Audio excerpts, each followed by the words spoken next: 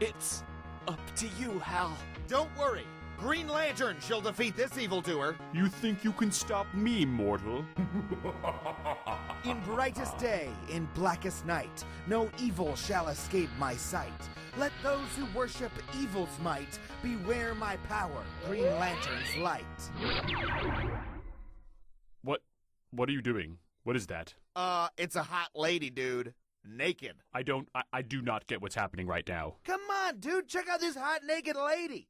If you promise to leave Earth, I will leave you alone with this fully nude babe for 10 minutes. I'm here to conquer Earth, you weirdo. I'm not gonna give that up to J.O. to a hologram of a hot babe.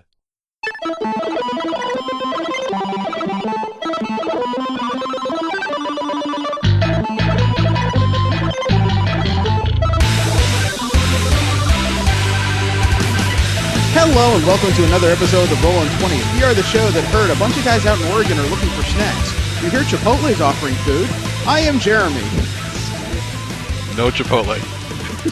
No. And I'm Jesse. Remember, you can subscribe to this show and several others in the MSP library at missionstarpodcast.com. You can like us on Facebook, subscribe to us on iTunes and on Stitcher. Follow us on Twitter at the Rolling 20s. You can send us any fan mail, suggestions for the show, or hate mail at mspfreight@yahoo.com. The music you heard at the beginning of the show is by Machine Supremacy. You can find more of their discography for free download at machinesupremacy.com, as well as their latest couple of albums on amazon.com. The clip you heard was The True Power of the Green Lantern. You can find that under the channel of Dorkly. You can find more of their videos on YouTube under Dorkly. It's been a long holiday. How you guys doing? I enjoyed my break. That was pretty nice. I've been bored during my break. I've been superbly busy. And, disgustingly so. What'd you guys do during the break? Visited family mostly, and then started playing Star Wars: The Old Republic, or Star Wars: Old Republic again, because they had a pretty good deal going on for it. So okay. I bought into that. For a second, I was expecting to hear the word Battlefront. No, no, I have not purchased Battlefront. Okay. What about you, Jesse? Anything else? I kind of got myself into an indie game called Planet Base. It's basically a building management game that's taking up a lot of my time and a lot of my sleep. Okay. Well, my holiday was spent with family mostly. I managed to take them to Disneyland on New Year's Day. And, I had heard horror stories for the better part of a year. A bunch of people tell me, don't do it. New Year's Day is horribly busy. You'll never get anything done. The people are awful. You're making a mistake. All this stuff. And I tell you what, it's no worse than any other summer day at Disneyland. I say that with utmost confidence. I think the only thing that might have been bad is if it had rained.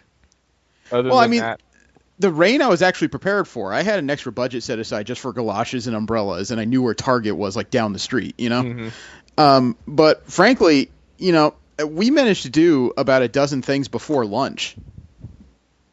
And if you know anything about the park, that's difficult, usually. Yeah. But just walking. I know. And we started the day in Fantasyland, then we moved over to Tomorrowland. We actually rode Hyperspace Mountain and Star Tours within 45 minutes. Which is, you'd think that's difficult for a party of 6, but we managed to pull that off. Then we had breakfast, and we were over in Adventureland for a little while, and before we left there, we did Indiana Jones, Tarzan, Pirates of the Caribbean, and we stared at the rivers of America for a little while. And then we did a few other things, went to lunch, came back, did a dozen other things. We even saw the new Light Parade and Fantasmic before we left. Nice. Which is usually a choice of... It's usually a choice of one or the other, given the timing, but somehow we did nearly everything. So you got the full Disney package out of that. Just about. The only places we didn't spend significant amounts of time were Fantasyland and, Toontown. We were all over the place, man. And while my wife wanted to ride Splash Mountain, it was in the 60s during the high point of the day. Oh, hell no. Hell no. So I told her, I don't like steep drops. If you want to do it, fine. And then she looked at me, and I just looked back at her and said, what, you're a ginger? Hide in the shade. Go take the mountain. To which he started chanting, and I think I felt half my soul ripped out. But that's a whole other story. No, it was actually a pretty good time, to the point where as soon as we were back, I was looking at my wife and I just said, God, New Year's is I think it's on a Saturday and Sunday next year. We could actually do that again. To which he said, yeah, that sounds like fun. And then I posted that online, and 8 different friends suddenly said, yeah, we'll go. It's like, wait, what?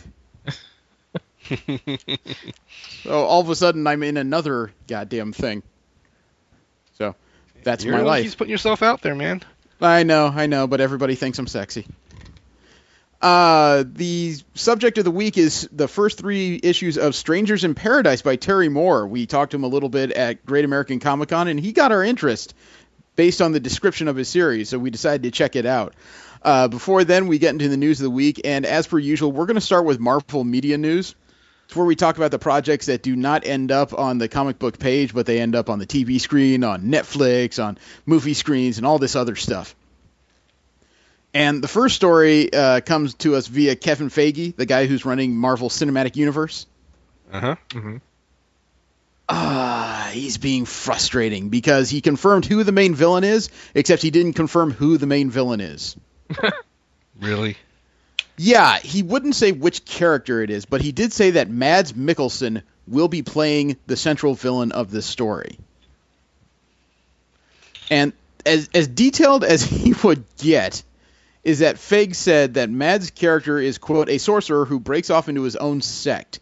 He believes that the Ancient One is just protecting her own power base and that the world may be better off if we were to allow some of those other things through, unquote. That just adds to the tapestry because we already know that Mads Mikkelsen isn't playing Baron Mordo, someone else is. It's a black actor, I'm sorry, I can't remember his name, and I'm certain if I could remember it, I probably couldn't pronounce it worth a damn anyway. So if this other guy's playing Baron Mordo, who's Mads Mikkelsen playing? Damn.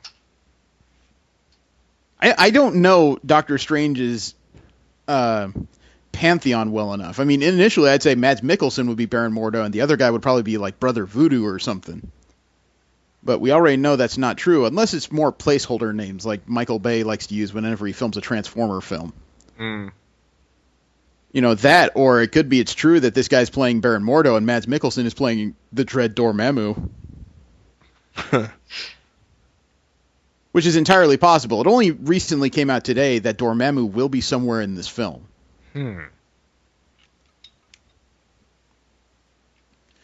Speaking of Doctor Strange, though, Marvel has been getting a little bit of flack about the casting of the Ancient One with Tilda Swinton.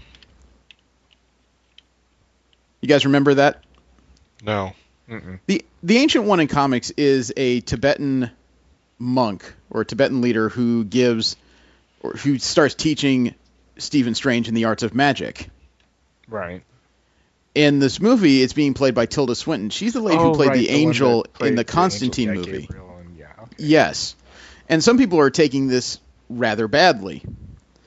Kevin Feige did speak to Entertainment Weekly, and he said, quote, "We're never afraid to change. In the comic books, Jarvis is an elderly butler. In the movies, he's an AI system which becomes Paul Bettany's vision. We're always looking for ways to change. I think that if you look at the early incarnations of the Ancient One in the comics, they're what we consider today to be quite sort of stereotypical. They don't hold up to what would work today. Also, within the storyline of comics and our movie, the Ancient One is a title that many people have had. We hit very early on. What if the Ancient One was a woman? What if the title had been passed and the current Ancient One is a woman? Oh, that's an interesting idea." Then he clicks his fingers. Tilda Swinton. Whoa, and it just hit, unquote. Still, though, a lot of people are complaining about the potential whitewashing of the Ancient One. I'm going to reserve judgment on that because it seems like no matter what move the Marvel Cinematic Universe makes, it's not really about following a stereotype so much as finding the proper actors and actresses. I'd rather they do that. I'd rather follow the talent rather than let the role define who it should be. I mean, I have my own predilections as to what particular genders or races I think some stuff should be. But Doctor Strange is not exactly one of those central figures. He was like Iron Man pre-movies. Iron Man was just kind of a hanger-on, and that guy you knew was everywhere. Or I should say, nobody really cared about him until he had the movie. I think Doctor Strange is going to hit the same kind of bump. Because he's been a B and C-list player for so long in Marvel Comics, there's a lot of room in there to retell his origin to a new group of people who probably don't know any better anyway. Right. So if you can make it more compelling by hiring an actress instead of trying to hire an older Asian, Chinese, Taiwanese, Asian actor to play a role, power to you. Because as much as I would like to see, what's his name? Donald Cheng, I think his name was? The guy who played Lopan in the frickin'... Oh, yeah. In the frickin' Big Trouble in Little China. As much as I think he would make an awesome ancient one, at the same time, not exactly the most spry individual these days. You know what I mean? Yeah. Yep. So I'm willing to give it some latitude until I see the movie. If the movie sucks, hell, anything can change, but see the movie first. And, speaking of movie, Jesse. Yep. Remember last time I talked to you just before the New Year's? It had come out that there was that, I think it was James Gunn, the director of Guardians of the Galaxy and its sequel. Uh-huh. It had come out that he would like Kurt Russell to play the role of Peter Quill's father in the next movie. Yeah. It was just speculation. I thought that was an interesting idea too. But, there was no confirmation of it of any sort. After we signed off for the year on December 22nd, there was an update to that story. Mm-hmm. Because Entertainment Tonight got in touch with Kurt Russell. And his quote just blew my mind because I'll just read it to you. Quote, "I literally got a phone call 2 days ago about this. I've never seen Guardians of the Galaxy, so I don't know anything about it. Many times I've heard that's a really fun movie, a really good movie with great characters. I don't know it." I didn't realize that James Gunn had written and directed it, but we talked to each other on the phone. And I just had to be honest and say, thank you for considering me. I have to read the script and I have to watch the first movie because I can't bring anything for you right now. I've got nothing to offer here. So I'm amazed to get asked about this because everybody knows more about it than I do. It could be a one-line It could be a one-line thing for all I know.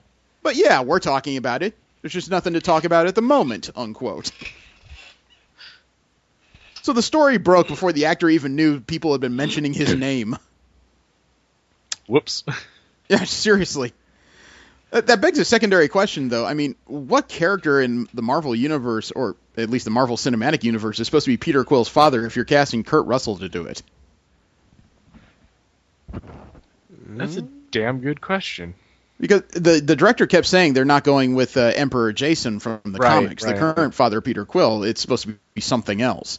Then you've got the description at the end of the movie that Peter Quill's DNA is something ancient, and now you've got Kurt Russell coming into it. I'm lost. Ancient. Very Ancient vague. in the Marvel Universe is a very broad damn term. Yeah. So now you've got this rolling around in there, and I haven't seen any updates since this December 22nd one, so goodness knows what's happening now. But Feige has not slowed down over the holidays. He did say that the Black Panther film is going to be a geopolitical action adventure. Feige told Empire Magazine, quote, "This one is important. Not only do you get an unbelievable lead character, but you also get all of Wakanda, which is a whole new setting and culture to explore. It's a big geopolitical action adventure that focuses on family and the royal struggle of T'Challa and Wakanda, and what it means to be king. T'Challa's story is very important to us as it links us to the next Avengers films, which is why we brought it forward," unquote. So this is why the Black Panther was brought forward and bumped Captain Marvel back a bit, because this is supposed to be the lead-in, more or less, to Avengers Infinity War. Black Panther was brought forward to February 16th, 2018, and I believe the first part of Infinity War comes out that May. God, it seems like everybody behind the scenes of this Marvel stuff is thinking, I almost said way too much, but hey, it's working for them, I guess. I'm still personally a little disappointed that Captain Marvel didn't come first. I'm still looking for that strong female-led film. I'm not going to sit here and poo-poo on the movies. There's too many dudes in it. It's just, that would be the combo breaker. That would be the new thing out there, is to find this strong female film. And if you tell me that they already had one with Elektra, I could tell you they already had a Daredevil movie with Ben Affleck, and I want to forget that as well. And I'm sure Ben Affleck would like to forget that. Mark Ruffalo is talking more about the chances of a solo Hulk film, and he keeps flip-flopping back and forth in weird ways. He said they're working on it. He said there may be a script for it. He said they can't work on it because of the Universal rights. Now, as of December 22nd, he says they've been working on it again. He told Yahoo Movies, quote, "I think they've been working on it. Marvel and Universal famously don't get along very well, and so that's working against us, definitely. But I know for a fact that everyone is holding out hope that one day we can do it. But the nature of the relationship right now is a little prohibitive, and I hope that changes. That changes with regimes. It changes over the course of time. But right now, it doesn't look particularly promising," unquote. Makes it sound like someone is working on a script, just that they're not sure if they could go through with it. Well, Universal still holds the final say as to whether or not there can be a Hulk film right now. Oh yeah, of course. And I don't know if they have a perpetuity contract, but I would imagine that they signed a similar contract to all the others that basically says if you don't work on it in X amount of time, we get those rights back. The majority of the characters that Marvel has farmed out have come back. The only major holdout left is Universal with the Hulk and Namor, and then Fox, who currently owns the rights to the X-Men and the Fantastic Four wings of the Marvel Universe. Is Sony still in charge of Spider-Man? Sony still has the Spider-Man rights, but they're at least willing to share right now because their last couple Spider-Man projects, not barn burners. Which is why I'm kind of surprised Universal doesn't want to work more with them because, yeah, the first two Hulk films they partnered up on, not great. You know, they're okay at best, but not great. But since that's come out, we've had two Avengers films where I think they finally found a Bruce Banner and Hulk that everybody seems to want more of for once. But Universal still seems to have cold feet about trying to team up and make any money on this, which is a bit beyond me. You know, which is really strange because that busts my whole perspective of movie creators as being, greedy money whores. Yeah. So, I don't quite know what the holdup is. The Russo brothers are the guys who directed Captain America: Civil War. Yep. And they decided to talk a little bit about the role of the Vision in the movie. Now, remember, the Vision is an offshoot or hybrid of the Mind Stone and the Jarvis AI. And this is the interesting part. According to what they told Cena Entertainment, Joe Russo said, quote, "Vision is a captivating character, and he does play a critical role in the Civil War. The comic fans might be able to guess what he's going to do," unquote. What did the Vision do in Civil War? Nothing. He was offline. Okay. The pervading theory on the internet is that it's not Bucky that's been ripping out arc reactors as seen in the trailer. There's a suspicion that the Vision may be the one doing it. Remember, the Vision is on Iron Man's team, but it's been very well publicized that one of these teams has a traitor on it. That's not a secret. That's been teased for the longest time. And we often thought that... suspect was the Black Widow. Yeah, the obvious suspects we talked about were the Black Widow on Iron Man's team or potentially Spider-Man, who will start on Iron Man's team and turn to Cap like he does in the comic books. But now people are starting to bring up this new theory about the Vision, and I can't say it's a bad one. Yeah. I mean, after all, even if Thor was still on the team, the Vision would still technically be the one with the greatest amount of foresight thanks to that rock stuck in his forehead. So it's an interesting theory. Still going to stick it in theory right now because I'm afraid to guess. Some of these movies take some interesting turns. Speaking of which, the Russos, as you know, are directing Infinity War. They're the ones that have taken over now that Joss Whedon has taken his final bow from the Marvel Cinematic Universe. And oh boy, are they setting the bar high for themselves. Because number one, they've announced this movie will be shot entirely in IMAX. Okay, yeah, that bar is really high now. Oh no, that's only half the bar. That's only one half of the post holding up the bar. The other half is that they've said that fans will not be disappointed by the extensive roster of characters.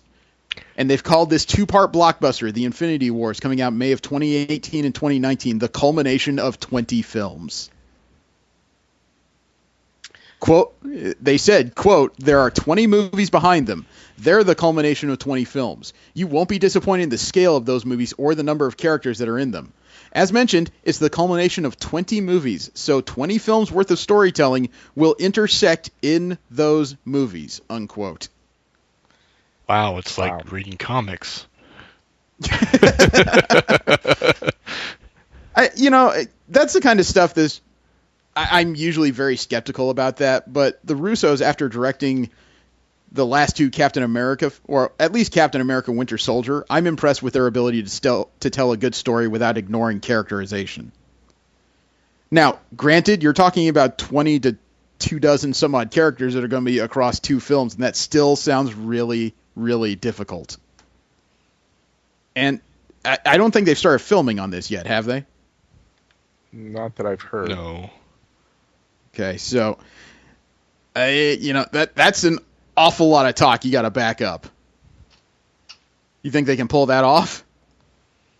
I want to say so. yes, but I'm concerned. I don't quite know what else to say about that because I don't know. The Winter Soldier was a nice and deep film, had a couple of plot flaws in it, but nothing that really broke the bank, in my opinion. It's going to be difficult. Jesse, you brought up Sony. That's an interesting. That was an interesting pull because it was announced just in the last break that Sony is delaying their animated Spider-Man film. Oh. Remember, they shared the rights with doing Marvel that. for the cinematic. Yeah, they shared the rights for a cinematic movie, but they were still going to move forward with some kind of animated project. They've announced that they're pushing it back. It was originally scheduled for July 20th, 2018. It's been pushed back to December 21st, 2018. Whoa. It's only a 5 to 6 month push, which isn't bad. The question I've got is, why are they putting this other stuff in between? Because this comes as part of a schedule that Sony Pictures has released that includes the Emoji Movie. What the hell? I don't know, and I'm not sure I care, frankly. Mm. Because if it's just a movie of a bunch of people typing in smiley faces, count me out. No. I tap now. Hackers? If they came out with a Hackers 2, I'd be more likely to watch that movie laughing myself stupid at how bad it is rather than go see an Emoji Movie. Because I gotta admit, going back to watch Hackers nowadays, Oh God, no. Oh yeah, it's pretty... No, it's pretty awful. Especially Talk after about watching a movie. Oh, dude, especially after watching an entire season of Mr. Robot, I went back to watch Hackers and just said, "Wow, I was dumb." You guys familiar with the name Gregory Semkow? No. I've heard of him. I don't remember where. He's an artist and concept artist. He works a lot with movies when it comes to developing storyboards and concept art. He just tries to put it together so people can see what they might be working on soon. Okay. He released an image recently, and he said that this is the team's lineup in the script. He released an image that he drew of the X-Force team for the movie. The X-Force movie, okay. I think Yeah. I may have seen this. It was very curious when I saw it because I could recognize nearly everybody in it, but I got thrown at one point. I sent the image for you to take a look at. Okay. It's not- Obviously, it's Three either are obviously Domino, easy obviously identifiable. Warpath. Okay, But you guys who's the are one on talking the- over each other. Oh, Now, we got Warpath, Domino, Cable. I don't know the chick in the hoodie. you're missing the fifth one. Huh? There's Oh, a is that fifth- Sunspot in the back? It No. is. I thought it was an aircraft. That's not Sunspot. No. I mean, That's obviously, probably Cannonball? Cannonball. yeah. Now, according to what Semkow said on his post, obviously that's Cable with the cybernetic arm and the giant gun. The albino sharpshooter Domino, kind of hard to miss, right? Yeah. Mhm. That is Warpath, not Thunderbird, although he's wearing Thunderbird symbol on his chest. And he looks True. more army than he looks superhero. But hey, it's a movie. Gotta give allowances. And yeah, he did say that is Cannonball flying high in the background. The one that is on the far left of this picture, a girl in a pink hood, that seemed really familiar to me, but I couldn't quite place it because, to my Does knowledge, she have that a lock character's of white hair? yes, she Yeah. does. Rogue? No, that characters only rarely look like that and usually when depowered. That is something Rob Liefeld brought with him when he started X-Force from the New Mutants called Feral. Oh, right. Yeah. I stared at that for a while going, I know that color scheme. I know that costume. Why does this look half familiar? Then I read the synopsis and just went, oh, right, what? So, what's her power set? Shapeshifting to a wolf. Not form. shapeshifting. She's a lycanthrope. She's more cat than wolf. Explains the hairy arms, actually. Yeah, Feral is pretty straightforward. She was fuzzy. She had cat-like tendencies, a little bit feral, for lack of a better term. That was about it. Character died in comics about a decade ago. I don't remember the exact reasoning, but it was one of those cases where somebody was hunting Wolverine and all those mutants like him, and she and her sister were on the list. I think her sister's name was Thorn. Wasn't a well-fleshed-out character. It seemed like after Liefeld left the book, it was pretty quick to fall wayside. Yeah. So I thought that was an interesting detail. Yeah. But also interesting was a picture that came off the set of the Deadpool film. Uh-oh. This came out of an Empire magazine, and it took me a minute to try and piece together what's going on here. Take a look at this one. Now, you'll see it's in some kind of scrapyard. It's Deadpool sitting on what looks to be an old airplane wing, and underneath it is Negasonic Teenage Warhead, right? Mm-hmm. Yeah, it turns out that one of these characters is wearing a costume that's very important in Fox's upcoming movie lineup. Right, the X-Men. No. No? Oh, It's been X-Factor? confirmed that it's been confirmed that what Negasonic Teenage Warhead is wearing there is a New Mutant costume. Aha. oh, right. Yeah, the yellow. Okay. Duh. So according to Fox's world, Negasonic Teenage Warhead is a current or former New Mutant. So that's what their upcoming group is going to dress like. If Cannonball is going to be on X-Force, I wonder who's in their New Mutants lineup. I would like to see Blink in that, but I have a feeling that I'm just going to be vastly disappointed. So I'm going to sit and wait. Yeah. And they have quite a few members to pull from the comics if they choose to do so. Well, Past let alone that- that they wouldn't have to just choose the New Mutants. They could also choose a bevy of like the young mutants that the X-Men have created, including newer characters like Pixie, Hellion, Surge, Yeah, that's Elixir, what I and was all them. thinking. Pixie would be kind of interesting. Interesting, but Fox's history with flying mutants hasn't been great. Yeah. You can't see the wires, but you can pretty much tell where they were anchored. You know what I mean? Yeah. Do you know who Tim Miller is? No. Oh. Tim Miller directed the upcoming Deadpool movie, which opens this February. Oh, okay. All right. He decided to chat a bit because the early buzz on the Deadpool film based on the trailers, as anybody could tell you, is unbelievably high right now. Yeah. So someone decided to ask Tim Miller what he would like to do in a sequel. And then his wording got the attention of a bunch of people. Because he said, quote, "I'd love to see Deadpool go up against Taskmaster, who's another Marvel total effing badass." Oh. Wait. He goes on to say, "But if I was to stay inside the Fox family, I would like to see him fight X-23, the female Wolverine. The female clone of Wolverine. It would be totally messy, but it would just have to be a girl against, she's young and in the comics about 16 or so, but to see a young girl kicking the crap out of him would be pretty effing awesome," unquote. Now, the That quote would be I fun, like, actually. the quote I like, and Miller is showing that he's read at least more than a few issues of comics, which gives me hope. The thing is, though, did you notice the wording early on in that quote? No, I didn't. Wasn't paying attention. Okay, let me reread it for you. Quote, "I'd love to see Deadpool go up against Taskmaster, who's another Marvel total effing badass. But if I was to stay inside the Fox family, I'd like to see him fight X-23, unquote." To stay inside the Fox family? Mm-hmm. Where After is he it said... going? That's the thing. After he said that, some people did some digging about the current level of rights that Fox has retained. And it was confirmed, based on his conversation and a little more digging, that the rights for the character of the Taskmaster went from Fox and reverted back to Marvel. Oh. They were working on a potential television show based on the Taskmaster a while ago when they initially bought the rights, but the project fell dead for unknown reasons, and they've never been picked back up. So the Taskmaster is once again a Marvel cinematic property, which opens up all kinds of freaking possibilities for the next Captain America movies. Yeah. So that was just one of those details that nobody expected to hear about, but there it is, you know? So the Marvel movie roster just seems to get slowly bigger and bigger. As But, we all return home. Yeah, but this Deadpool movie coming out February 12th looks to keep a block of the properties that Fox owns within Fox because it looks to be a pretty big seller. And while we were out on the break, a brand new Red Band trailer came out. Really? Okay. You guys didn't know about that? No. Wow, I'm actually surprised to hear you guys didn't know about that. Well, We got our brains glued to video games, so we weren't paying attention to anything else. oh, okay. Well, you can imagine what I have right now. Of course.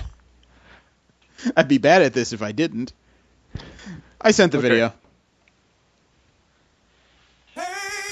Starts quick. Yep.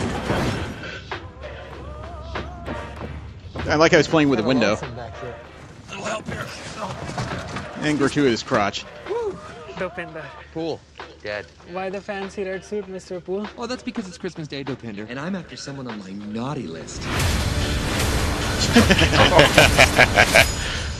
You're probably thinking this was a superhero movie, but that guy in the suit just turned that other guy into a fucking kebab. Surprise! This is a different kind of superhero. Yeah, I should have warned you. This actually has a little profanity in it. It is a Red Band trailer, after all.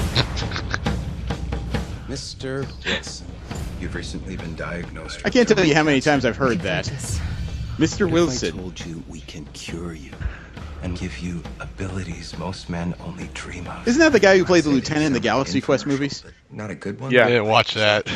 More shake weighty? If I never see you again, know that I love you.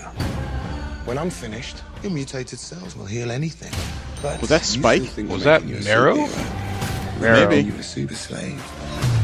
Oh, come on. You gonna leave me all alone here with Jose Canseco? Whatever they did to me made me totally indestructible and completely No, unfuckable. you look like the inside of other people's assholes. Wow! Super, and I'm no hero. But when you find out your worst enemy is after your best girl, the time has come to be a fucking superhero.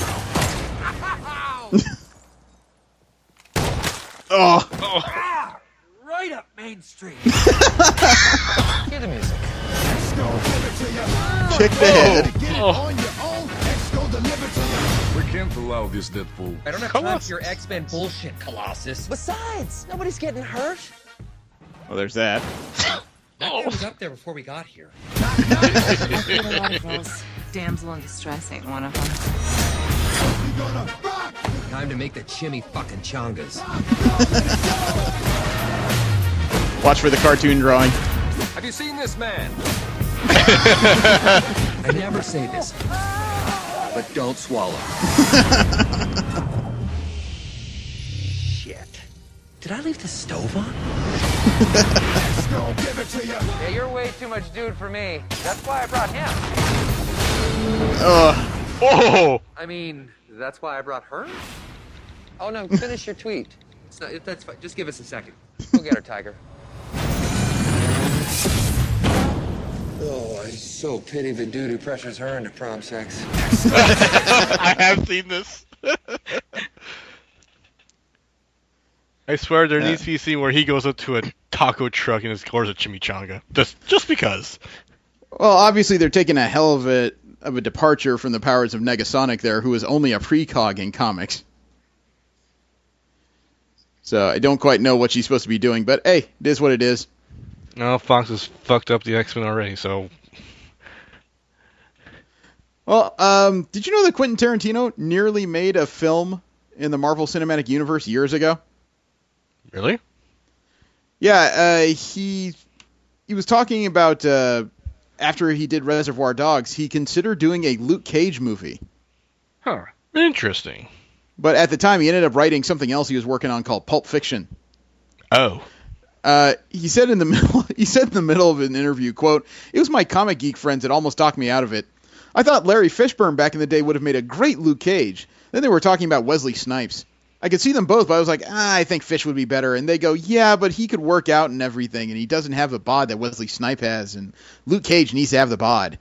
And I literally was so turned off that I would be both their starting and ending at that point. I don't know if I'm ever going to do it, but it literally put in my head that if I do a comic book movie, it should be an original character, unquote. Yeah, sure. Never please all the fanboys. It just doesn't work that way, dude. Sometimes you just got to make a good movie. And last up in Marvel media news, what do you guys know about a Canadian YouTuber called Joel Furtado? Never heard of him. Not heard of him at all. You haven't heard of the 18-part web series he's doing? Nope. No.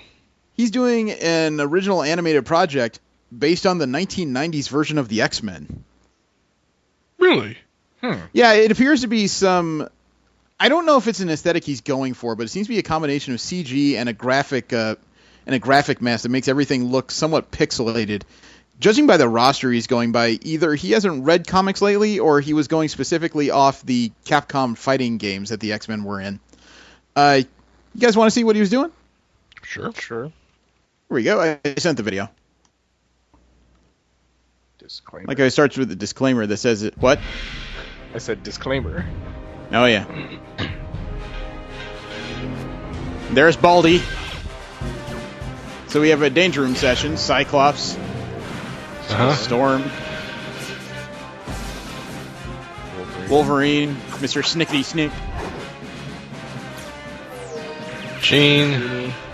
Yep. I definitely see how Star Wars is using 3D models. Oh, he's definitely using 3D models. Just using an interesting visual mask. And this is supposed to be his version of an 18-part series.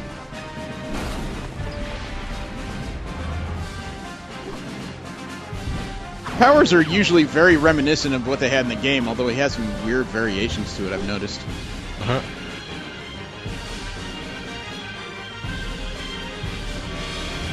So, and Rogue, yeah. Yeah, I think you're right. I think he went off of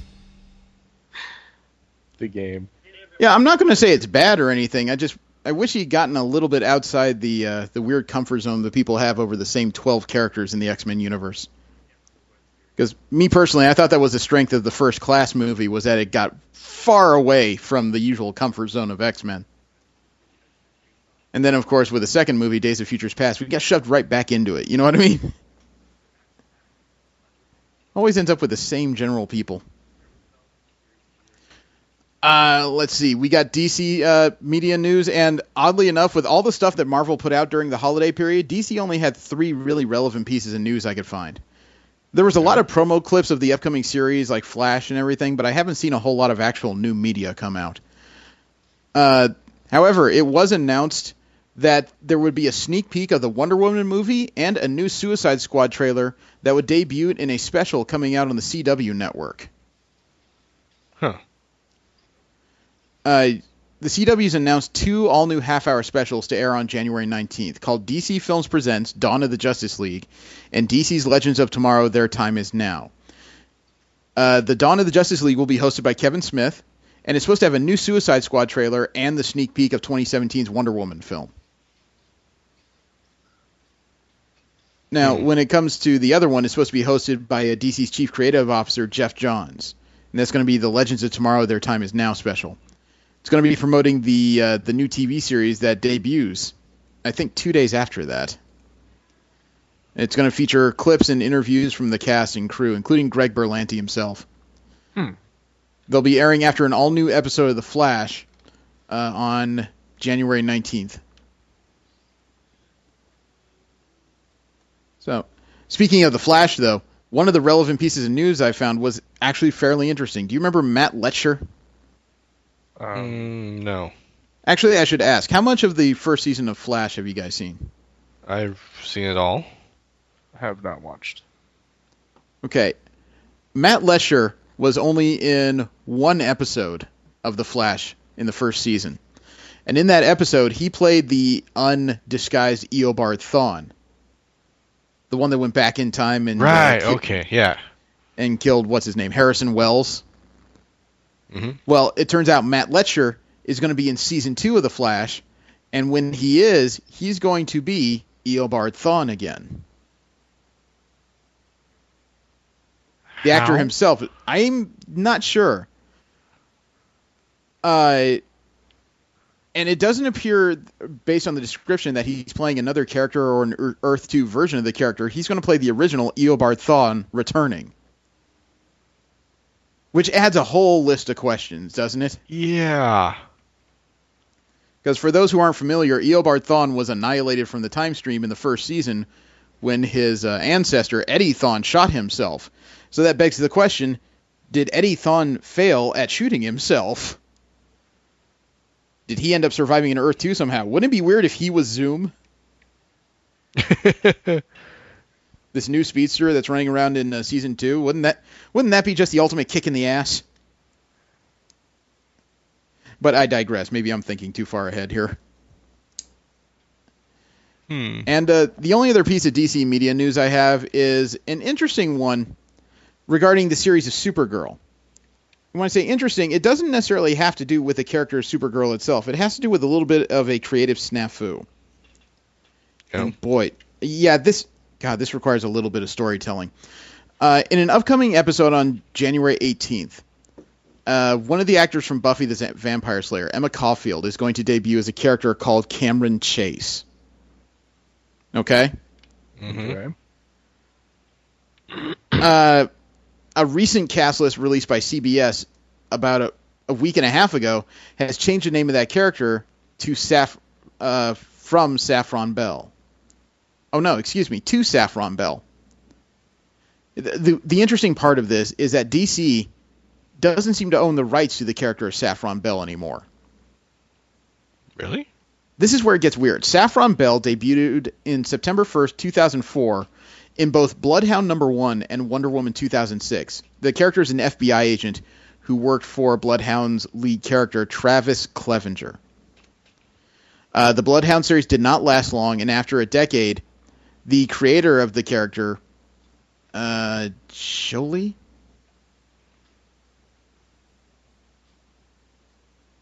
Yeah, the creator of a character, somebody named Jolie, managed to work out a deal to collect the 10 DC issues in June of 2013 and publish new stories in a subsequent series called Bloodhound Crowbar Medicine. The creator had gotten the rights to take all these characters that he created in DC a decade ago and republish them in Dark Horse Comics. Oh. Yeah. So now that the character was listed in this upcoming episode of Supergirl, Newsarama contacted CBS and was told that Emma Caulfield was still listed as Agent Saffron Bell, but in error. She's still playing DEO agent Cameron Chase. This has created a little bit of a logistical mess. Because it makes me wonder. Complicated. I know, and it makes me wonder, did Emma Caulfield have to get called in to refilm some scenes to change her name? I'm not saying that to be dickish. I'm not saying that to say, look, DC, you really screwed it up here. I honestly would like to know, was there a mess that needed to be fixed? Because this does not sound good. You know what I mean? Mm. So I would like to know, where does this go to? Because this could create some serious problems if it's not fixed. Because I don't think DC, when they're so ready to debut their cinematic universe, really wants to end up under a lawsuit like this under WB. But it's all speculative. No, it's not speculative. I hope they fix this. We'll move from there into general media news. We'll talk about the nerdy multimedia properties that aren't Marvel and DC related. And it was announced as of this morning, the Oculus Rift is up for pre-order. Yep. For like $600. For $600, yes. And considering what it is and what it could mean, that still seems relatively cheap to me. Yeah. I honestly I've thought actually heard the specs. I've actually heard some of the specs on that thing, and it's like it's more powerful than some monitors you could get. Yeah, I honestly expect it to run between $800 to $900. The fact that it retails for $600, it tells me that they're probably taking a little bit of a loss on these things just to get it out in people's hands right now. I think I saw something about the people that kickstarted it to back it are getting it for free. That wouldn't surprise me at all, but it probably had to do with a certain level. I can't imagine you kickstart, $10 and all of a sudden you got a VR headset. Yeah, no, probably not. I think it had more to do with the fact that it took longer than they thought, and so they ended up giving certain people, it for free rather than, having them. There's probably people that paid a certain amount to get it, and then they were just like, "Oh, well, you get it for free because it's just taking far too long for us to get it."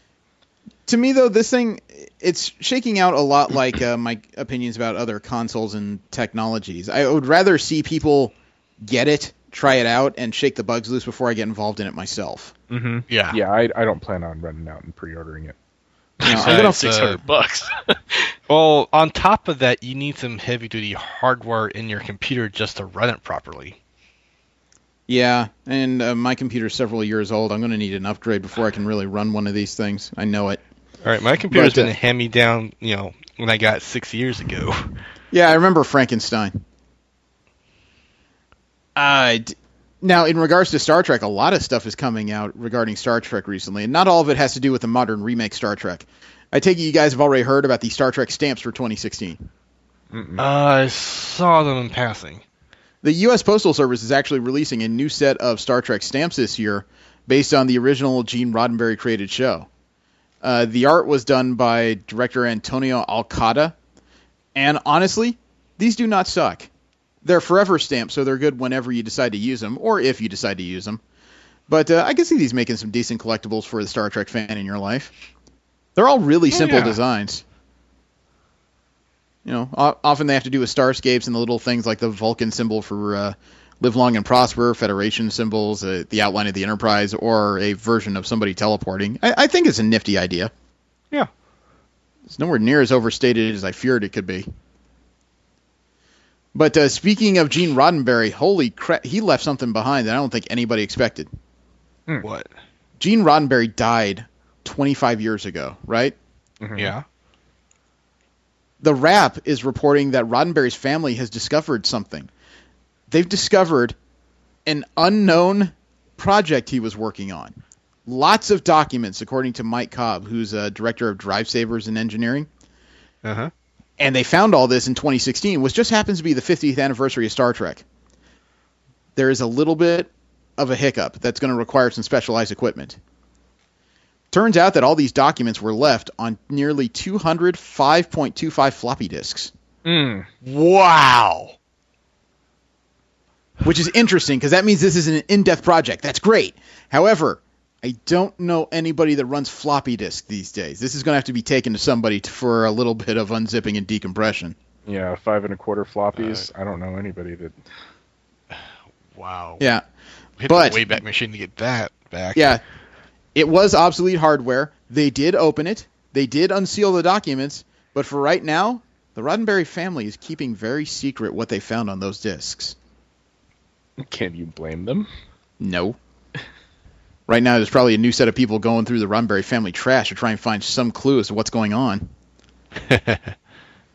However, the company that is currently running the Star Trek franchise, Columbia Broadcasting Service, or CBS, they've suddenly decided to turn to a bunch of dicks. Oh? Oh, yes. I heard about this. Yep. CBS is apparently starting to stand in opposition to the fan crowdfunded homage project, Star Trek Axanar. Probably got a little too popular. Well, the Kickstarter and Indiegogo campaigns raised over $1 million to help make this movie, which is set decades before the adventures of the original Star Trek. It references a story that has been alluded to in Star Trek series, but never really covered. And for a long time, CBS seemed to be fine with it, but The Hollywood Reporter just says that CBS and Paramount have filed a lawsuit on Christmas Day seeking an injunction against Axanar. Filing a lawsuit on Christmas Day, that's the ultimate dick move. I'm not sure when the lawsuit came about, but I know the person responsible for Axanar reported he himself is the one being sued. Yeah, by they filed the CBS. injunction on Christmas Day. Mm.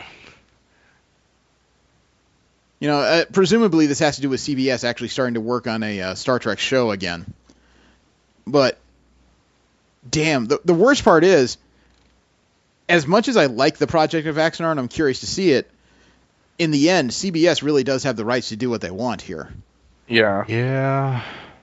You know, and I'm not saying that to say screw Axanar. I'm saying that simply because it's a catch-22. I want to see Axanar, but in the eyes of the law, CBS is the one that would have final say as to what they could do. Now, that wouldn't preclude them from releasing it entirely online, but that would also mean they probably have almost zero chance of recouping the money that their funders sent them. Yep. So, yeah, oh, man, that's news I don't like. But this is news that confuses me. Voltron was going to get a movie. Heard about this too.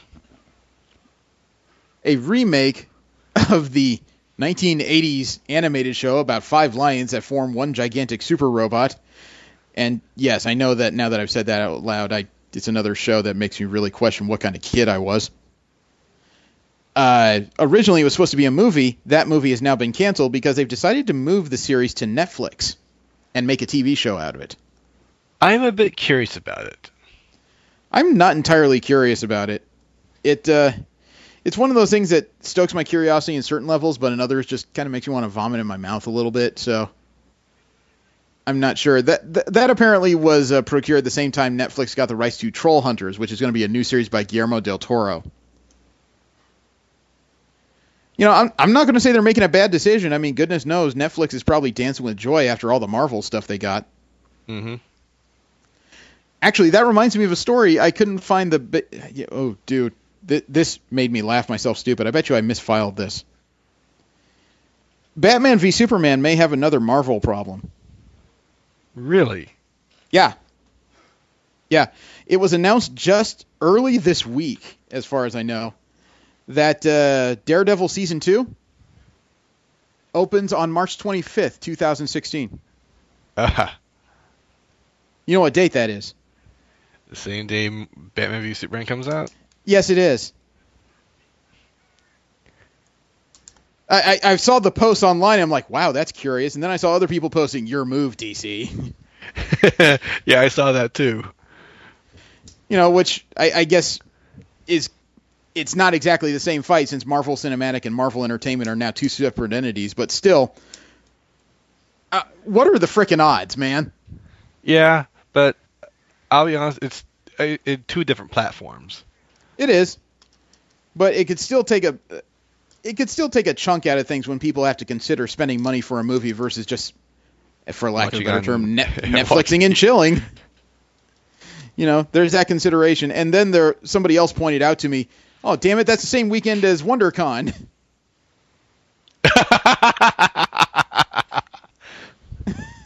So, man, I'm going to have a heck of a weekend trying to decide what exactly I want to do at night. Major League Gaming was bought out. Major League Gaming? Yeah, Major League Gaming, the esports platform. Oh. They've been bought for $46 million. By who?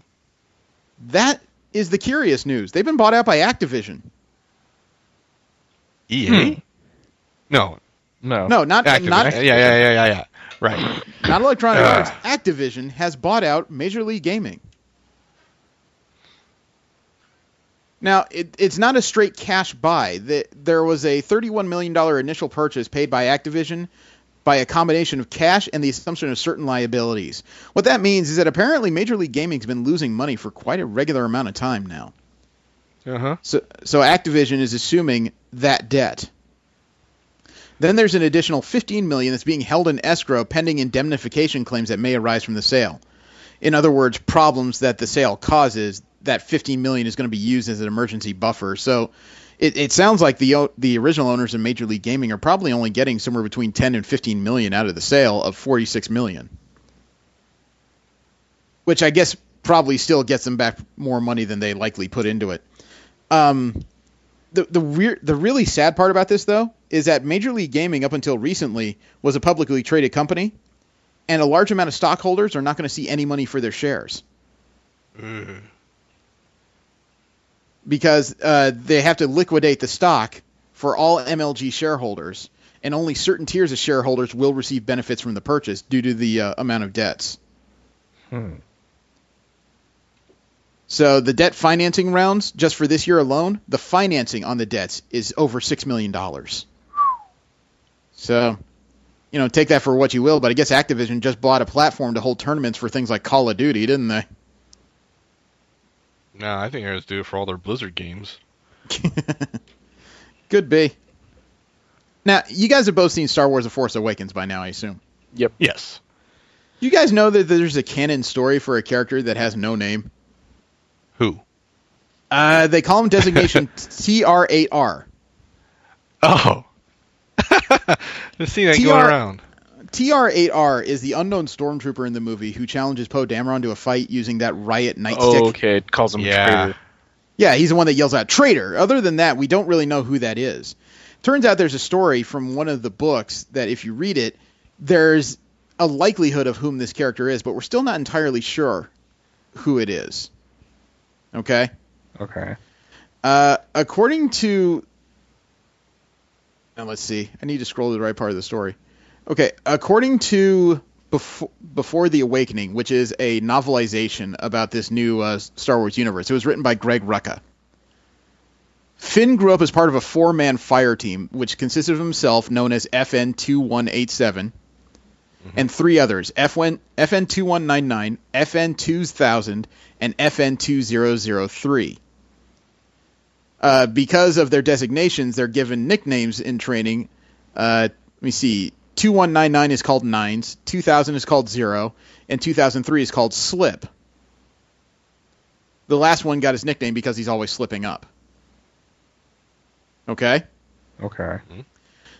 Now, this gets into real detail. The reason why Finn is isolated from his peers in his team is because of his aptitude. He's on his way to becoming a model stormtrooper. He scores in the top 1% in exams, an expert at tactics, really good with blasters and hand-to-hand weapons. And his superiors, which includes Captain Phasma, think that he's the only one. He only has one flaw. He cares too much about his teammates. Okay? Okay. So this is where we reach the end of what the novelization has to tell us. Now, the current speculation is that in the beginning of the movie, when Finn's helmet is touched by a bleeding stormtrooper, left the marks across his face. That was one of his guys. They think that was Slip, the guy who keeps screwing up. Okay. So that means that TR-8R, whoever that is, when he yells traitor, is very likely either Nines or Zero. As to which one is specifically, they're still unsure. But obviously, whoever that stormtrooper was, he took the fact that Finn was no longer a stormtrooper really personally. Mm-hmm. But that's about as far as we'll find out unless more novelizations come out, I think. Because I doubt them. Yeah, I love that TR-8R is this elite spelling for traitor. Yeah, well, it's the designation come up by fans because we don't have a name for him. Yeah. But that's okay because TR-8R, he's going to be famous and expensive. Oh, boy. Guess what Hot Toys is doing? Gimme. Even though he's dead. I sent you the link. And yes, TR-8R is getting his own figure with his own Riot Nightstick. Can you believe this, man? Not only that, he's coming as part of a set with Finn in jacket with the lightsaber. Nice. Oh my god! The worst part is, Jesse, this is bad news for you because they're selling it to you at a value. You know how most of these figures go for about $250? Uh-huh. You can get this pair for $360. Oh, nice. Or you can get the standalone Finn for just $205. But if you get both, you're basically getting a near 50% discount on one of these figures. I want it. If there's anything I want from Star Wars, it's that stormtrooper. Yeah, and he actually comes with a riot shield and a hand blaster and the riot nightstick. Holy cow, dude! Which reminds me, my wife broke my heart this weekend. Oh. Yeah, she was going through her Facebook feed and said, Jeremy, Facebook is coming out with new statues. Hun, I don't care. I've nearly paid off the one that's coming. No, you're really going to want to hear this. Oh, God, I really don't. You know, they're putting out 5 new figures, but one's really what for you. No, it's not. I don't care. It's Dark Phoenix. God damn it! Oh. Yeah, I saw your Facebook post with the Phoenix. She's pretty damned impressive. Yeah, the pre-order on that starts tomorrow. So it broke your heart and took half your soul already. I thought I was done. I thought I was done. I didn't see anything on the horizon I wanted. Then I found out about both the Captain Marvel and Dark Phoenix in the same week, and I'm like, that's a feeling my wallet draining. Hey, Jesse, there's a Transformers anniversary this year. Uh-huh. Takara Beast Wars, Tomy, right? Yeah, Takara Tomy is announcing they're doing 20th anniversary celebrations for Beast Wars all year. Cool. They haven't said what toys, but there's speculation that something very special may be coming since they've already announced a masterpiece version of Optimus Primal. I've seen the gray renderings of that. It almost looks like the original toy. I don't know how much you can improve on the original toy just based on the parts you would need to, change and morph on the toy. There's not much place to add things. Just improve the articulation, maybe. Make it feel a lot less hollow. Yeah, but, I figure it's one of those things that it's notable. I mean, I remember when Beast Wars came out, it started out as a bad show, but it turned funny pretty quickly. Yeah. I'd like to actually see the Optimal Optimus, the one with this... the Transmetal... No, Transmetal 2 Prime. Yeah. Yeah, Optimal Prime, yeah. I remember that. That was a good one, too. And, God, fans of books are really upset this week. Oh? Yeah, it was announced that The Winds of Winter, the latest in George R.R. Martin's Song of Fire and Ice, will not be completed by the time... or will not be in people's hands by the time Season 6 of Game of Thrones comes out. Huh. So the TV show is going to be ahead of the books starting this year. There's a lot of people worried about potential spoilers. However, I would like to remind people that often this TV show takes pretty big departures from the books. True. I don't think you're going to... You may get some spoilers, but I think you'll really have to read the books to figure out which are and which aren't, frankly. Yeah. Well, I think the biggest question most people reading the books have is whether or not what's his name is dead or alive. Jon as long as Snow? they don't spoil that, yeah. I think that's pretty spoiled, frankly, because he's been all over the place when it comes to filming, and he's been wearing costumes we haven't seen him before. So unless he's playing Force Ghost Jon Snow, I think he's alive. Now, going back to Star Wars for just a moment. Star Wars, very likely as of today, will break the all-time domestic record that Avatar set as far as money gross. Yep. Now, adjusted for inflation, it's still not the biggest earner ever, technically. That title still technically belongs to Gone with the Wind, of all things. But as far as just plain dollars counted, as of the end of the night, Star Wars The Force Awakens should overtake Avatar as far as domestic box office. When it comes to overall worldwide grosses, it is still about $500 million shy of where Avatar is. Oh, no, I'm sorry. It's more than that. Avatar has a worldwide record of $2.78 billion. As of today, Lucasfilm's Star Wars The Force Awakens had $1.54 billion. Oh, wow. So it's over $1 billion away. Avatar may still keep its overall record. Be interesting to see. And Carrie Fisher is quickly turning into my favorite interview. She says a lot of things just to respond to stuff, and I think she speaks very well off the cuff. Did you hear about her on the Graham Norton show? Mm-mm. She was on the show. It's a British television and entertainment talk show, and the guy in charge of it, Graham Norton, he's a good interviewer. He had Carrie Fisher on at the same time as John Boyega, who plays Finn, and Daisy Ridley, who plays Rey. Which already you can tell that's a great get for an English show. You had to fly most of these people across the damn ocean.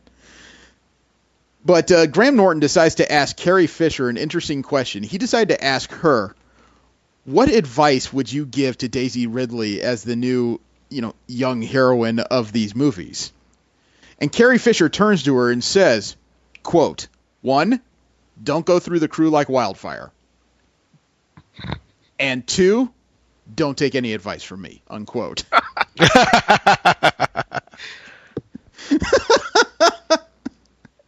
Holy crap, man. And not only is she fast, she's thoughtful too, because she's faced a lot of criticism online from people, and I mean, who doesn't? But people are actually criticizing her, saying she has not aged well. Really? Yeah, I mean, she's 59 years old.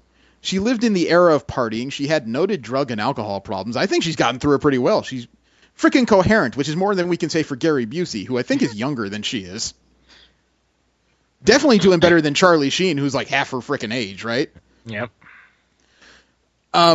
Well, she went through some of the tweets, and she actually had a response, which was kind of priceless. She put on Twitter as of December 28th across 2 tweets, quote, "Please stop debating about whether or not I have aged well. Unfortunately, it hurts all of my feelings. My body hasn't aged as well as I have. Blow us.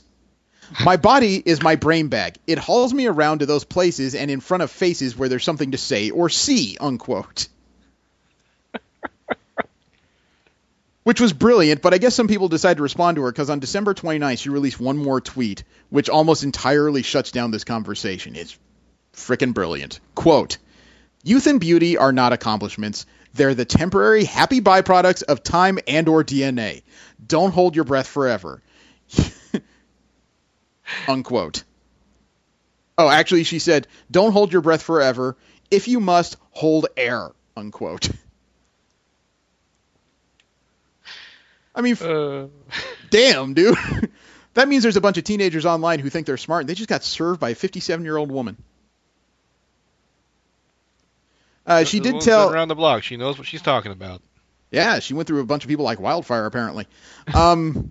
Now, she talked to the Washington Post, and she said, quote, "We treat beauty like an accomplishment, and that is insane. Everyone in LA says, 'Oh, you look good,' and you listen to them to say you've lost weight. It's never, 'How are you?' or 'You seem happy,' unquote." No, something tells me you just never get on this lady's bad side, dude. She will eat you alive.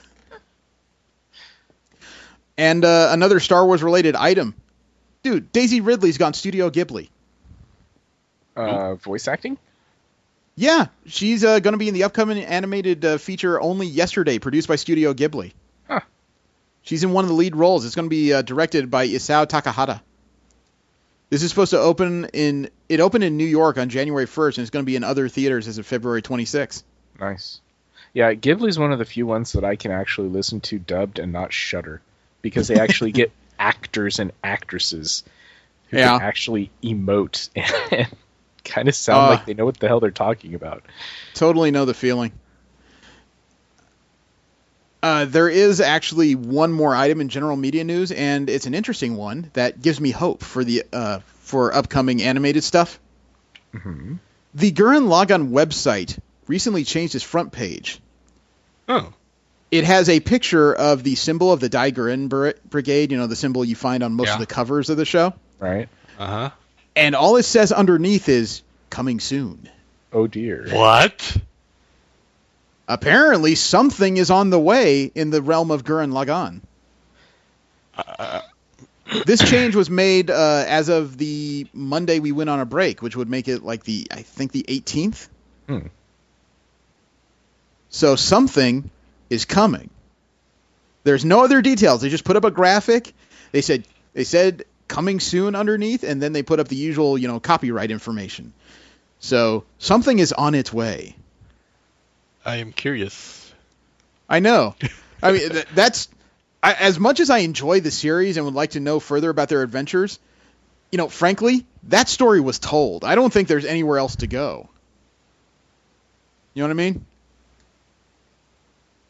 Yeah. So, yeah. What the hell else could be done? Another reboot, maybe? I don't know. They generally don't do reboots. I hope this isn't something as simple as they're retooling the website, and this is just, their English version of saying "we'll be back in a moment." You know what I mean? Oh, yeah, that would kind of suck. We'll go from there into Marvel comic news. We'll talk about the properties that did end up on the comic book pages, and unfortunately, the first story is not necessarily a positive one. There's a crowdfunder going on right now to help with the medical expenses of a Marvel creator named Don Perlin. The reason why this guy is going to be kind of important is that he was best known for his work at Marvel Comics. He was a longtime artist on older series like Werewolf by Night, Ghost Rider, and The Defenders. But also, Ron Perlin is one of the co-creators of the Moon Knight. Ooh. He recently had a titanium plate inserted in his head to patch a piece of skull that was removed to alleviate internal bleeding. He's in rehab right now, but the costs, unfortunately, are rather high. Thankfully, as of the writing on Newsarama that came out on the 24th, most of his medical expenses via the crowdfunder have been met. They had a $15,000 goal on GoFundMe, and he had $14,925 in his digital wallet. So this really is going close. Yeah, this is. I hope by now it's been met. I don't see a link. Oh wait, there is a link on the story. Let me see if I can open it up. Oh wow, okay, you people are great because as of right now, he's reached $21,480 of his $15,000 goal. This money is going entirely to his medical expenses and rehab expenses. So it's nice to see people came forward and actually helped a guy. Yep. Marvel has announced a bunch of story thus far variants for their ongoing second arcs in some of their newer comic books.